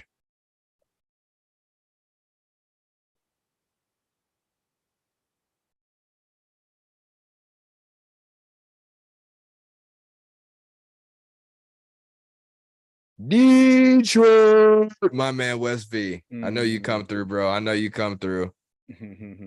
Appreciate it. You already know. That fucker probably knew that from his music knowledge. Detroit versus everybody. Right. You gave out too many hits. You shouldn't have said that, though. I know, man, but I don't want everybody fucking. Shout out my boy Trinell, too. He had Detroit, too. Appreciate you, man. Appreciate y'all. All right, man. Let's get into some NFL real quick. I appreciate it. Let's get into some NFL. Let's get into some NFL. Come on. Let's get this shit popping, bro, man. NFL, man, been wilding, man, with these injuries lately.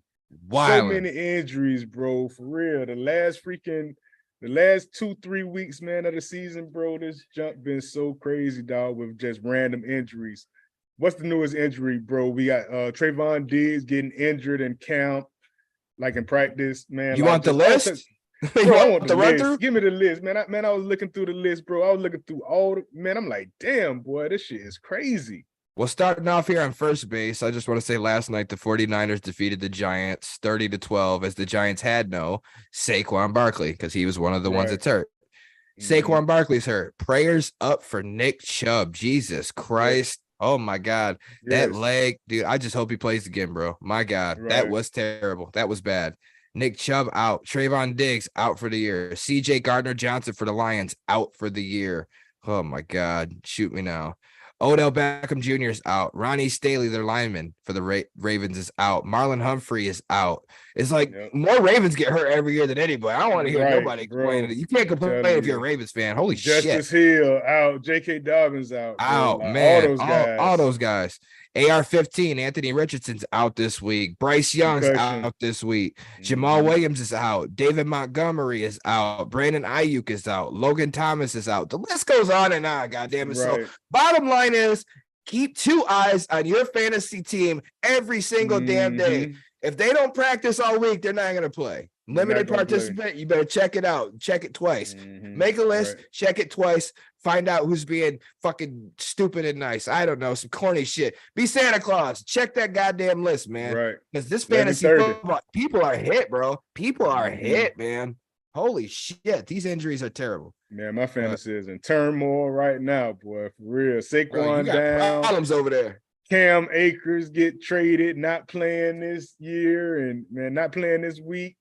Then freaking Aaron Rodgers get knocked out first 2, you know what I'm saying? First drive of the game. Bro, like, man, I'm going through it, bro. I'm going down in my fantasy. Sorry, you're just gonna have to bounce back stronger. That's it, bro. I'm still finding little diamonds in the rough, though. That's what you got to do with this stuff. I might start off slow, but guess what? I'm gonna finish strong and win that money, baby. Watch out for me. You ain't winning my damn money. Yes, I am. All of it. You ain't winning my damn money. Dude, I'm pissed off, dude. It was a long week for me. A fucking disappointing Sunday, man. The Lions lost in overtime. I lost by a point in fantasy. I had Swift on the bench, DeAndre Swift, and he had fucking 27 points, bro. Jamal Williams got hurt and he left early. And Hayden Hurst was a no-show tight end. Dude, kiss my ass. I lost by a point, bro. A point. Wow. Unbelievable. It was stressful. Lions losing that game was bullshit. Right. I was pissed off, but whatever. Going through a lot. I don't know too much about the fucking recap. You want to go over any recap, or you just want to jump into some game picks, bro? Man, I want to talk about my Tampa Bay Buccaneers, man, out here handling business at 2-0. We Talk definitely about had the them. business, man. We definitely had the business on that defensive end. On the defensive end, bro, for real, man. We are shutting that stuff down on the defensive end. And Baker Mayfield, man, has been solid, bro, and consistent. No turnovers, bro. And he's showing poise, bro. And I like to see that stuff out there, man, because nobody gave him a chance, especially me. Including you, right? Thank Especially you for me, bro. that. Yeah, definitely. But he definitely been holding that stuff down, bro. He's been playing tough. Bro, he jump out the fumbles, bro. Like he don't care, man. For real. He is a wild child out there, bro. So shout out to the Tampa Bay Buccaneers and Baker Mayfield right now, man. I'm actually calling you Baker. Going Not into Faker, this, right? Not Faker, bro. Yeah, you've been balling out, bro. I gotta give you a round of applause for that, bro. Straight up. He's only thrown 3 touchdowns this year, but he's playing efficient, dude. As long as you don't turn the ball over and do what's asked of you, you know what I'm saying? Right. And you moving those chains, bro. You ain't through no interceptions. That's all that matters. Yeah, y'all really need to get that run game, bro. If y'all could just run the ball, man, my God, bro. Bro, we should have picked up somebody, bro. We could have picked up any one of these. We could have picked up Dalvin Cook. We could have picked up freaking Ezekiel Elliott. We could have picked up any one of these guys, bro, but we didn't. I think we're looking at picking up Ronald Jones again, bro. Rojo. They used to play for us before, right? Shouldn't have got rid of him. Right. Exactly. Chiefs, and then Chiefs pulled away from the Jags, man. I told you, I didn't see the Chiefs losing that game, man. And then the Falcons beat the Packers. Mm-hmm. Falcons looking strong so far. Yeah. Mm-hmm. Shut them down though, man. They shut them down. Gonna be hard to stop though, man. For real. They got something going on over there with the Falcons. I ain't gonna lie. Cowboys have been dominant still, 30-10, boasting the Jets. The Commanders, Broncos. Dude, you see Broncos? Russ had a chance to tie the 2-point. Dude, he's haunted by the goal line, bro. Mm-hmm. Just run the ball. If you're with Russell Wilson's your quarterback and you're in the goal line, run the goddamn ball. Like, what is you even playing around for? That was a crazy Hail Mary, too, because it had him bounce backwards and all that stuff. You're supposed to slap the ball down. You don't supposed to slap it up. Shit don't make no sense. But yeah. So it was a couple close matchups, bro. I had to go back and watch a lot of highlights because I couldn't catch all the games, you know, because we was in Chicago, you know, and I was watching the Lions game in the damn car. Mm-hmm. You know. Shout out to my brother Devin for letting me use his YouTube TV. Appreciate you, man. But my boy Chanel says the NFC South's gonna be a fight. Yeah, it is, man. Definitely. You got three decent contenders in there right now, but yeah, Tampa Bay's playing good. Atlanta's playing good, bro. South, you got some dogs there, man. And that was like a division that we said at the beginning of the year. Like, I think I picked the Saints to win that division, didn't you? Preseason. Mm-hmm. But we definitely said, at least I said, man, look, any team can win that shit. Like, for real. Right. Any team can win that division. Because one team's not really superior than the others. Like, on paper, the Saints just have more than the rest of them. You know what I'm saying? Mm-hmm. Right, the roster wise. Tampa still got the best defense to me. Right. You know, Atlanta's got a lot of those guys. We got a lot of those guys healthy now. So that's the big thing with us. We had a lot of guys injured, so we couldn't really help Brady like we needed to in that final year for him. So that was one of the biggest things because Shaquille Barrett got hurt. Vita Veda was off and on. And then, like I say, just little injuries and stuff, bro. Like we couldn't make that stuff work. And then Devin White was playing like trash, man. Couldn't cover, man, nothing. For real. Then what about speaking of that, bro? You seen what Unc said about you boy Zach Wilson? Dog, Shannon Sharp went on there. He said Zach Wilson. He said that man couldn't play dead in a horror movie.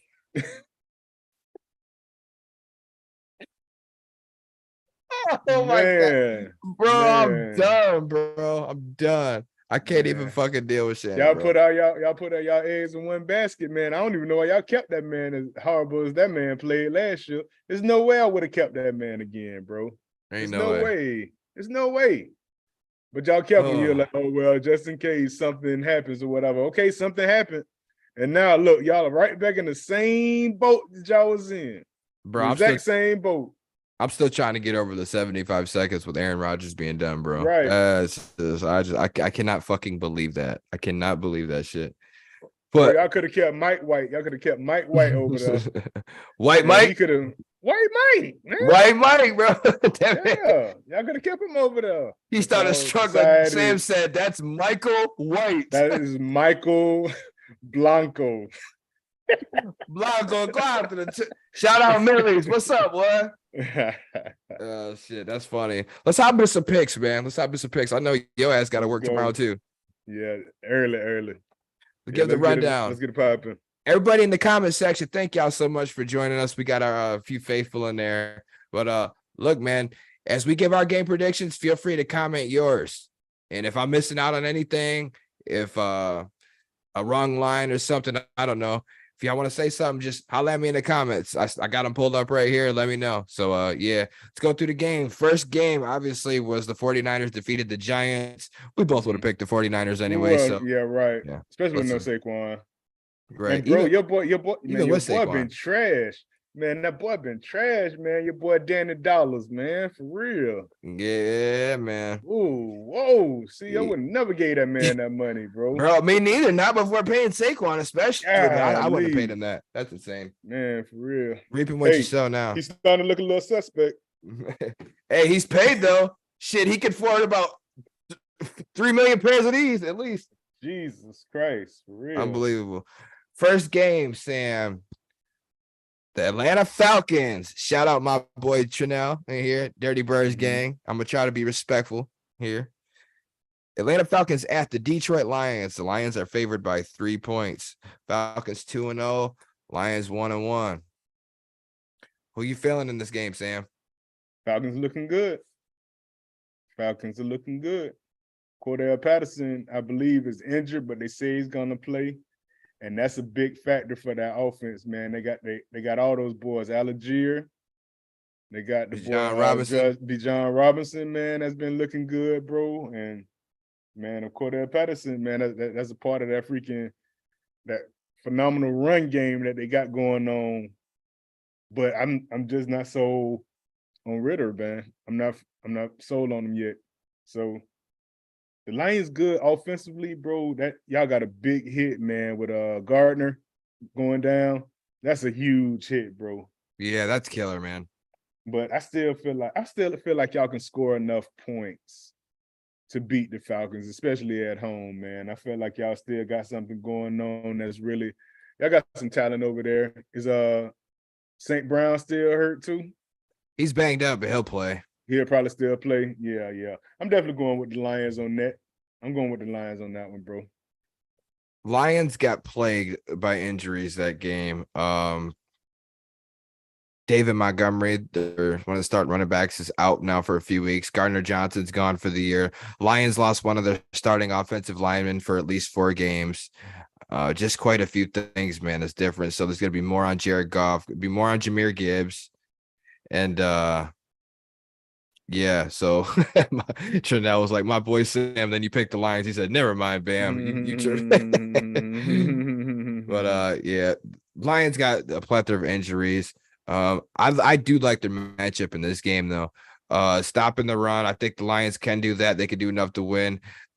I feel like Atlanta's going to have to pass the ball. They're going to have to pass the ball more so than they're going to have to figure that stuff out. If they're going to beat the Lions, they're going to have to figure that stuff out. The passing game will kill us. I think we can man up the rush game pretty good. We got Tracy Walker coming in for Gardner Johnson. He's a dog, bro. He's a dog. He don't miss tackles. He's a beast. Atlanta, man, is surprised me definitely, though. Bijan Robinson's a stud. The thing that drives me nuts about the Falcons is I understand they're a run-based oriented team, but they don't fucking throw to Kyle Pitts, bro. Oh, they do. Dude, you don't throw to Kyle Pitts. Like, you drafted him in the first round, throw him the fucking ball or trade him. You're pissing fantasy people off. You're probably pissing him off. He's going to come contract time. He's going to try to get paid. And they're going to be like, oh, well, hey, we haven't seen results from you. Well, you got to throw me the fucking ball, dude. God damn. That's what drives me nuts about fucking. Yeah, Ritter only gets like 100 yards a game for real, dog. He probably averaged like 120 yards a game. I haven't seen him go for 300 yards in that one game that he's played in, bro. Like, everything has been running. And then the other thing is, oh yeah, my boy said Okuda. Yeah, Jeff Okuda, the corner that was traded from Detroit to the Falcon. Yeah, who was always hurt. And Atlanta, I think, gave us like a 6th or 7th round draft pick for him or something. I would have been happy with a year's supply of Gatorade for him personally. There you go. But he said he's excited about his return to Detroit. I was like, why? You haven't, there's been 2 games you ain't played yet all year. Are you going to play this week versus the Lions? I hope he does play because Jared Goff's going to feast on that. Okuda is not that dude. Give me the Lions. Chanel, we have to holler at me, bro. We might have to make a little something wage on it or something. You know, not really. I'm kind of broke after my trip, but you know. But I'll shout you out anyway, though, bro. I appreciate you fucking with the podcast. But we both going Lions in this game, bro. I think Jared Goff does enough. I think he gets it done. We got young talent that's gonna make up for what we're missing, and that's a game that the Lions need, man. We need to win this game. So. Colts at Ravens. Ravens are favored by 8 points. Mind you, the Ravens have at least 7 of those key guys out, and the Colts have no AR-15. AR-15. So keep that. Going with Gardner Minshew. Mr. Mustache himself gets the nod. You got Gardner Minshew and the Colts? No, I said he's getting the nod this week with AR being out. Yeah, he is. Right. So you're gonna take the Colts? Definitely not. I'm going with the Ravens still. Okay, why? I'm going with the Ravens still. Why would I go with the Colts ever, for real? You never know, man. That game could be close. What about 8 points? Would you take them by 8? Nah. Yeah, okay. That's my point. Because their offense not going like they're supposed to be going right now. Yeah, I don't think they haven't looked too solid and too thriving. Is Andrew still out too? Cause I know he was hurt. I know he was hurt for a little while. I don't know if Mark Andrews is still hurt.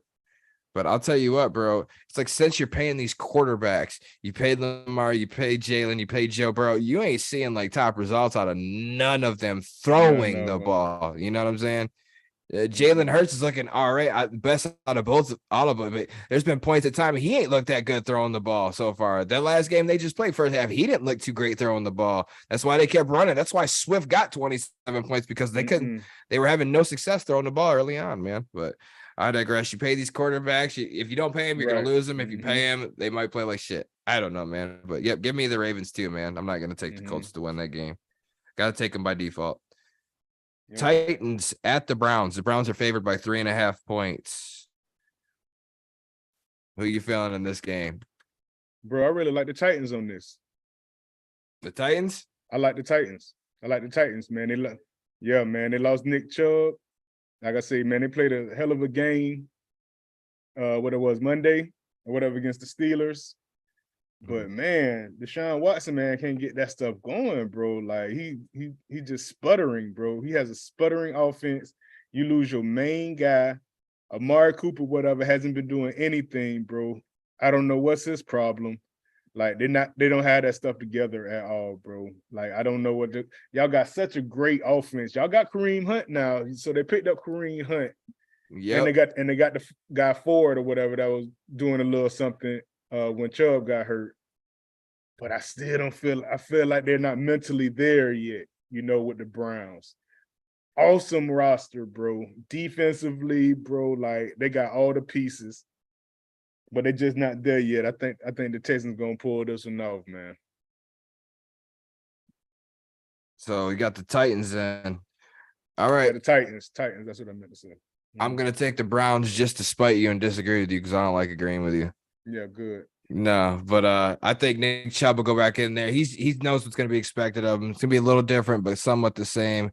He should be all right. Who knows how much he's going to play? I think they'll do enough. Tennessee's not looking impressive to me either, bro. As unimpressive as Cleveland's looking, Tennessee's looking at least that to me, and I'm ashamed because I picked them to win that division. I'm looking like a dumbass. It's only week 3. I understand that. I don't want to overreact, but so far they 1-1 right now, though, right? Yeah, they are. Yeah, I believe so. But they always start off slow. Every year they start off slow, bro. But it's the same shit with them, man. Yeah, they're 1-1, but it's just same shit with them, man. Nothing appeasing to. It's like, dude, you got Hopkins, throw him the fucking ball. You got Henry. Right. Y'all should be killing it, but it's fucking Ryan Tannehill. I've been saying that every year, but right. Who am I though? Hey man. Next game, Broncos at Dolphins. The Dolphins are favored by 6.5 points. Do we really even need to talk about this game like that? I'm going with Russell. Nah, Are you riding? Are you riding? Let's ride. I can't ride with you. I can't ride with you, Russ. You're getting better though. You are getting a little bit better, but still, the offense, man, is in shambles. The real key here, the question is the 6.5 points. I'll take the Dolphins with the 6.5. Nah. No. They ain't been blowing out nobody. They ain't been blowing out nobody because their defense lack up in the end of the games. So they let everybody get back in the games, bro. So they're like due. I said, that Patriot game, man, they were supposed to blow the doors off them boys, and they didn't. You know, because offensively, bro, they had that stuff on lock. And even with the Chargers game, that stuff was all the way down to the wire. That was a 2-point game, so I don't feel like they're gonna blow out nobody right now. Well, listen, the Patriots game was in New England for one, and it was at nighttime. And the Chargers have a pretty fucking good offense, man. So I think they're due for a big win here. The Broncos, their offense is not threatening nobody. I like them to win this, and I like them to cover that spread. But Wilson getting better though, man. He's getting better. He's progressing a little bit, boy. We just don't have no weapons, bro. Like what Mims, that rookie? That's the only thing he's got right now, bro. That's it. He's progressing though, still. Like I said, I don't think they're gonna beat him like that. The defense still pretty okay, you know.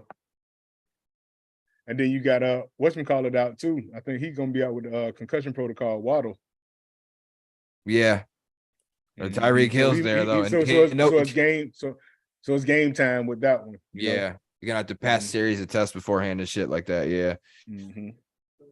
Next game, you got the Patriots favored by 2.5 points at the Jets, bro. And I think the Patriots get their first win here because they're 0-2. Quiet as kept. But I got the Patriots getting their first win here, going to face the Jets. I'm not sold on Zach Wilson. Patriots are going to start bringing their best because they're running out of chances. They're running out of opportunities. You know, Zay, you can't start in a big hole that much. And I don't think Bill Belichick team is going to go that bad. So they're due for a win. They get one here. Man, Belichick is finished for the year, man. He might as well sign his papers, man. Sit on down. Get in the rocking chair. You might as well get in the rocking chair right now, man. Man, stop playing. Bro, you can't play these same stupid games. That's the same thing that I say about Nick Saban, bro. You can't do the same stupid offense, bro, and everything is evolved, bro. I'm tired of seeing that stupid jump, bro. All the little, no, they don't get Ezekiel Elliott the ball at all, bro. They don't get that man the ball at all. Then they got Stevenson, bro. Like, they're not doing anything offensively, bro. Mac Jones is not that guy, bro. They don't have receivers like that that's even doing anything. I don't like this roster at all, bro. Like, you need some type of superstar type player, man, that's going like be who's the leader of the team? Who's the leader of the Patriots right now? Is it Mac Jones?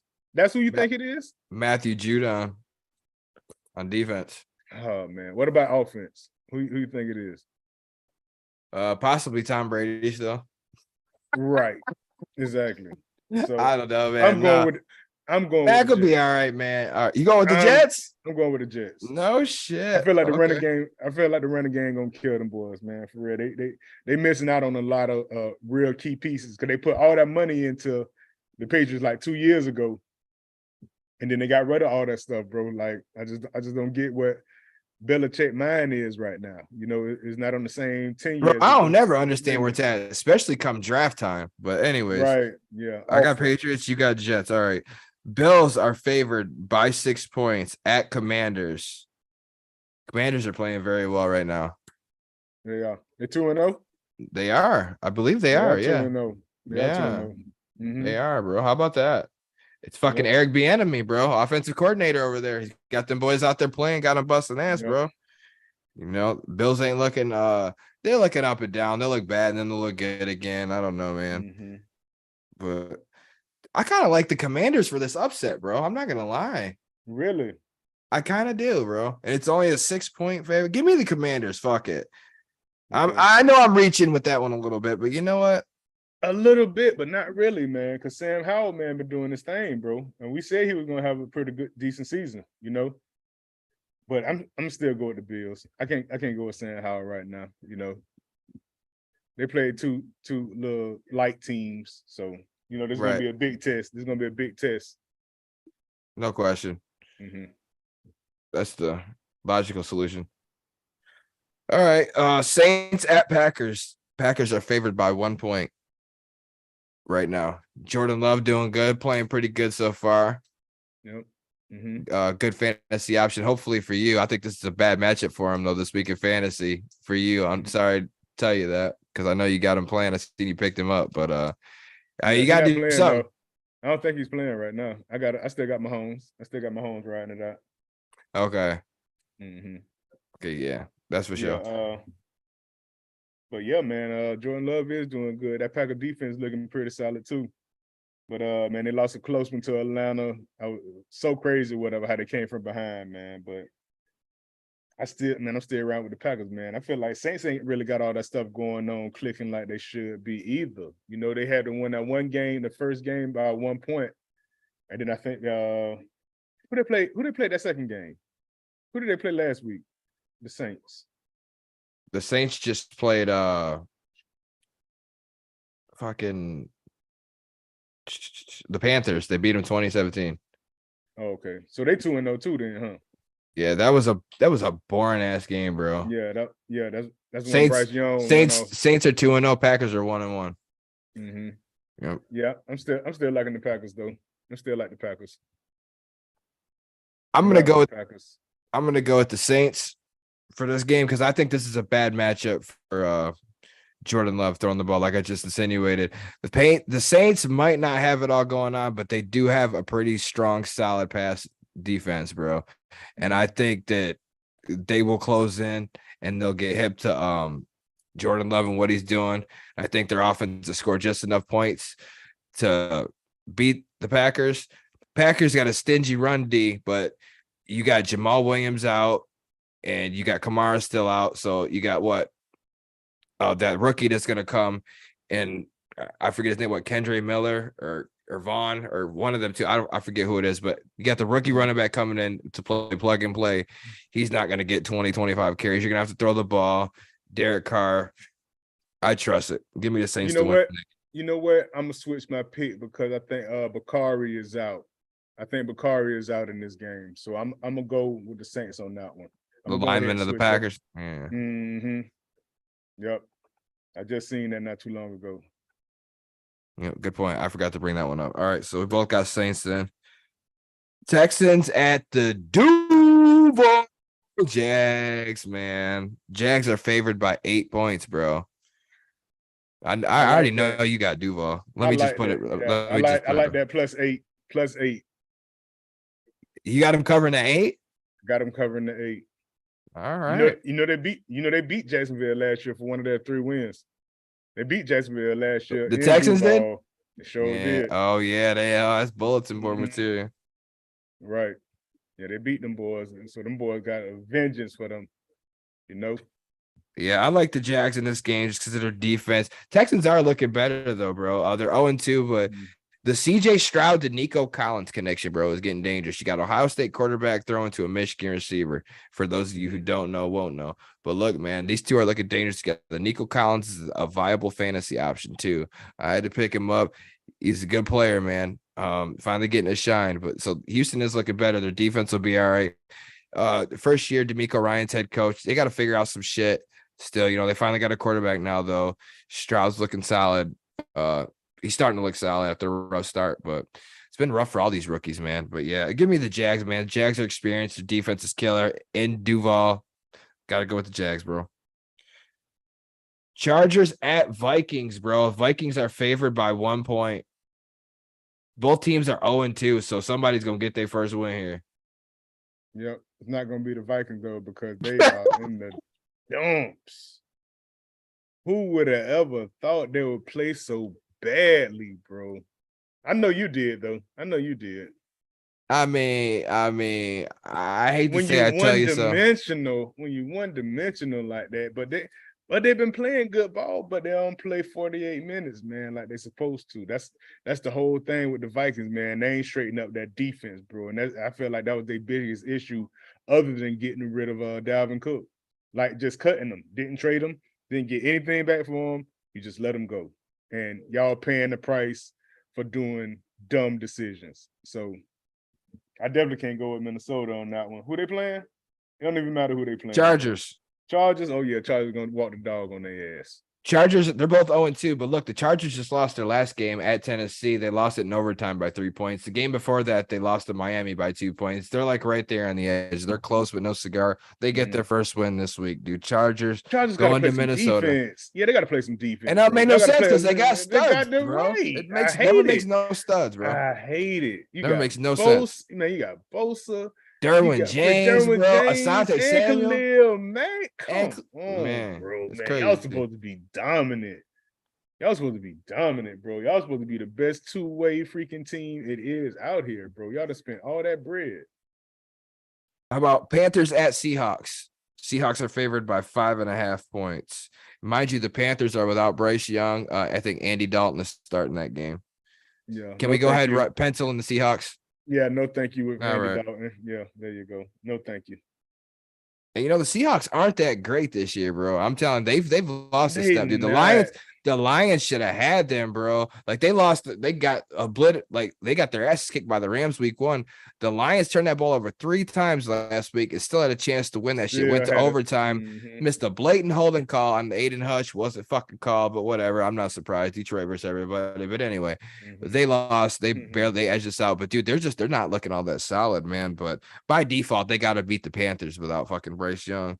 And Andy Dalton might actually do better than Bryce Young's been doing so far. He's been struggling so far, but regardless, I got to take the Seahawks. I'll take the 6 points too. Heard that. Cowboys favored by 12.5 points at Cardinals. Next game. Ooh, right. Sign me up. For those of y'all who don't know, Josh Dobbs. We are not taking Arizona Cardinals to win any game this year on the Let Loose podcast. They are tanking for Caleb, okay? Right. That's it. That's all there is to it. Another game that has a 12.5 point favorite is the next game, Bears at Chiefs. Chiefs are favored by 12.5 points. Ooh. I think that line's appropriate. Yep. And I think they will cover that line. Fields finger pointing now, bro. It ain't gonna get no better for you. I'm gonna tell you right now. And Kansas City, sooner or later, they're gonna start coming into their own, start getting some more of their people back, bro. It's gonna be on a pop. Kansas City ain't going nowhere. Patrick Mahomes don't have receivers to throw to. He don't fucking need them. Just don't throw to Kadarius Toney with a super gremlin Kodak whack looking ass. I think he hurt now too. His feelings hurt. His pride is hurt, right? IR. He on the IR with your feelings. He got fractured feelings. Fractured feeling. Fucking jab finger from trying to catch the ball. Now his fingers all fucked up looking, you know. Oh man. Oh god. Got that Torrey Hope. Got the Torrey Hope finger. You ever seen his jump? No, same thing like Calvin Johnson's. That shit's bended completely. Like you can see why he retired early. Like, oh my god. And, he's a big motherfucker. Calvin Johnson's 6'5". Like, so his fingers are like stupid long, and they're all fucking. It's like, oh god damn. All of them. Man, it's disgusting. Steelers at Raiders. Raiders are favored by 2.5 points. That's the Sunday night game this weekend. Who we got in that game? Man, that's a tough pick, man. That's a tough pick. Both teams 1-1, bro. Steelers at Raiders. I'm taking the Raiders, bro. Kenny Pickett's been slow lately. I thought they'd be doing a whole lot better as of now. I like this matchup for the Raiders out their house. At night, nighttime for us. It'll be a different time zone to them. It's gonna throw the Steelers off a little bit. I don't know. Something just tells me the Raiders. I like the Raiders to edge the Steelers out in this game, bro. If this game was in Pittsburgh, I would take the Steelers, though. Give me the Raiders. I think I'm going to go with the Raiders as well. I think I'm going to go. Because Najee Harris, man, ain't do nothing last week, bro. I'm disappointed. Ever since Kenny Pickett took over as quarterback, he has done nothing, essentially, bro. Bro, Najee Harris has done nothing since Kenny Pickett took over, and I don't get it, man. It's like they just stack up on it and blitz on him, and they stack the box and dare Kenny Pickett to beat you because, like, oh no, you're not going to ground and pound on us like that, yeah. Right? And that's crazy because you got to get it down. Deontay Johnson, the receiver for Pittsburgh's out, but it's like he's out. If he's not out, Like Pittsburgh has him, he has Pickens. Like they got some Freiermuth. Like he's got some targets. Kenny Pickett has got to get on doing his job, bro. Like for real, bro. Right. You got to get better, man. But yeah, give me the Raiders this week. I don't know about that 3. I don't know. I'd be cautious to take that 3 though. It's gonna be close though. Yeah. Eagles favored by 5 points at the Tampa Bay Buccaneers on Monday night. Sam, I already know you got the Bucks. I'm going to go ahead and write it down now. Go ahead and tell me why. Right, because our defense is tenacious right now. We handling business. The Eagles is not looking like the Super Bowl runner-ups. Y'all looking like a shell of yourselves. Jalen Hurts got that money, man, and he lost in space right now. Straight up. Y'all done lost some key pieces, bro, man. For I don't know what's going on with y'all, but y'all barely winning against sorry competition. We ain't beat nobody too bad neither, you know what I'm saying? But at the same time, bro, I felt like y'all should be dominating right now. Y'all got a lot of the same guys from last year, but y'all not handling business, bro. Y'all barely winning in these games. But Tampa, we have nothing to lose, bro, because we wasn't expected to beat nobody. We wasn't expected to beat Minnesota. Barely expected to beat Chicago, man, and we handling business right now. If we get our running game together, man, for real, we definitely going to be a different monster. So we definitely got to stop that run game from Philly. But that's one of our top things to do, bro. So if we can stop that, Jalen Hurts got to scramble, you know, and throw that ball, bro. You're going to have to throw for like $250, $300 to beat us. But I don't think we got some boys over here, man. We got some rookies over here, bro. Like, the dude Christian Eisen, bro, and caught 2 picks. Man, we got McCullum over there, man. All these young rookies, bro. We got Kenzie on the defensive line, bro, dog. Like we is rocking and rolling with these rookie boys, dog. And they is fresh. We rotate them guys out, man, for real. We ready to play. So I got my Bucks, bro, for real. You better think long, think wrong. Look, man, everything you just said is incredibly accurate. You know what I'm saying? Like the matchups with Tampa Bay's defense against Philly's offense, that matchup, you know what I'm saying? Mm-hmm. And everything you said is accurate. They could shut them down. You're gonna have Jalen's gonna have to throw to beat y'all. Y'all shut the run game down. It's gonna be it's gonna be a nightmare for them trying to run the ball. It'll be a nightmare, but it's gonna be hard. You know, very hard. It's gonna be very tough. My problem lies with y'all offense trying to score on Philly's defense. Mm-hmm. That's what's not sitting right with me. Okay. Y'all are great at stopping the run. So's Philly, though. You know what I'm saying? Y'all don't particularly run the ball good anyway. Like, no, we don't. Like at all. Which means if you're going to beat Philly, Baker's going to have to throw it a lot more. I don't like that, dude. I don't like my chances with that against a Philly team with a really good all-around defense. I understand that's a home game for y'all. I definitely wouldn't even consider taking Tampa if this game was in Philly. Like I really wouldn't. It's different. I get that, all of that, but I got to give the Eagles the edge, man, because I don't trust Baker in a situation where he's going to have to throw to beat a team that was just in the Super Bowl. Philly's one of the best teams in football still. Obviously, we know this. You know what I'm saying? This will be battle of the defenses. I think this will be a low-scoring game. And I think Philly's going to do just enough to edge them because of Tampa's inability to contribute offensively. You know, all credit to Baker. He's been playing well, but this is a whole new animal you're facing now. But I have faith in Tampa's defense. I just don't have faith in Baker's, as you know, to score points. If y'all could run the ball, I would feel completely different, but it hasn't been that yet. So we'll see what we got we got a young guy, Tucker, man. He reminds me a lot of Mike Allstott, that hybrid type running back, man. And I feel like we get him going, man. I think it's number 44. I feel like we get him going, bro, for real, from those those off back positions, you know what I'm saying? Like a fullback type conversion positions, bro. Man, I think we can get them off sides and, you know, kind of counter what they got going on with that defensive line. Because I know they do a lot of interchanging and stuff on their defenses too as well. So, man, I'm just ready to see this stuff, man. We Monday night, man, prime time, game of the week. You hear me? Game of the week. And the last one, we should have did that one last, but the last one is the Rams at the Bengals. Bengals are favored by 3. And that's also on Monday night. You know what's crazy, bro? I'm gonna have to take the Rams to win that game.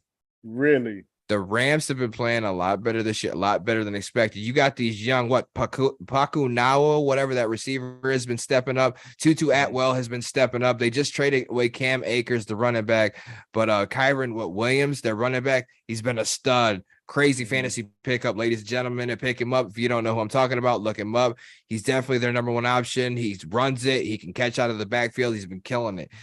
They've been doing really good. Their defense has been better than expected. The Rams are 1-1 right now.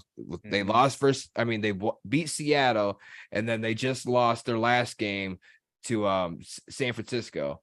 And they lost that game by 7 points. They're looking a lot better than expected. Stafford's on point right now. Cincinnati's a mess right now, y'all. They just signed a third quarterback because the Joe Burrow's clearly not healthy right now. Something's going on. You know, they're not putting up numbers. Like it's just not happening. They're losing these ugly games, bro. Baltimore, they just lost obviously by 3 to Baltimore. Wasn't that ugly, but 24-3 versus Cleveland. And just everything is not there. I don't like this everything's going on with Cincinnati right now. Does this mean that I think Cincinnati's season is over and they're fucking gonna have a losing season? Hell no, it doesn't, because this happened last year. They started like 0-2, and what happened? Like what, 8-10 straight or some shit? They did like went on a crazy, and they can still do that. But right now, for this week right here, it's not happening. I'm not sold this week on Cincinnati. Give me the Rams for this upset win. I got to go with Joe Shiesty on this one. I feel like because he at home, I feel like that's the rejuvenance that he needs. Man, JoJo Mixon, man, got to get his stuff together, bro. Like they got to get the offense and defense as a whole got to get that stuff together. I don't know what's going on, but Bengals still gonna be one of the top teams, bro. Like you say, they're gonna go on their run, man. They might have to win 2-3 in a row to get that stuff popping, but they're gonna get that stuff, man. The Rams are way better, bro. And I shouldn't have bet against those guys a couple weeks ago, man. But I didn't think they would be on a resurgence. How the hell would like you know this. that, bro? I would have bet against them too. Who would have known that stuff, bro? I thought that was an easy win. I thought that was, but you know, like I say, you can't underestimate your opponents. Just like I said about Izzy, you know. No question. Right. So I'm still going with the Bengals on this one, man. I feel like they're gonna ride it out, man. I feel like they're gonna get that stuff going again. Yes, sir. There you have it. Every single NFL weekly game pick. Man, I appreciate y'all. If y'all still watching this a couple hours later, we greatly appreciate y'all. Thank y'all so much. Like, share, subscribe. Episode 48 of the Let Loose motherfucking podcast coming at y'all. Stay tuned tomorrow, too. Tomorrow is the official 1 year. And we're going to have 2 parts coming out. Part 1, part 2. The best of the Let Loose podcast, year 1. It's coming out, man. Y'all going to have to check that shit out, bro. That shit's crazy. That's good shit. Yeah. It's been a whole year, man. Winding on down, man. Winding on down to a whole year. I can't believe it, bro, man. We stayed on the grind, bro. And look, we up now. You hear me? For real. I'm glad to have a great partner, man. Let Loose means a lot to me, dog. I know it means a lot to you, bro. For real. So, man, shout out to the team, cuz the whole team that we got popping, man. The supporters, man, for real. Everybody, bro, for the Let Loose podcast. Yo!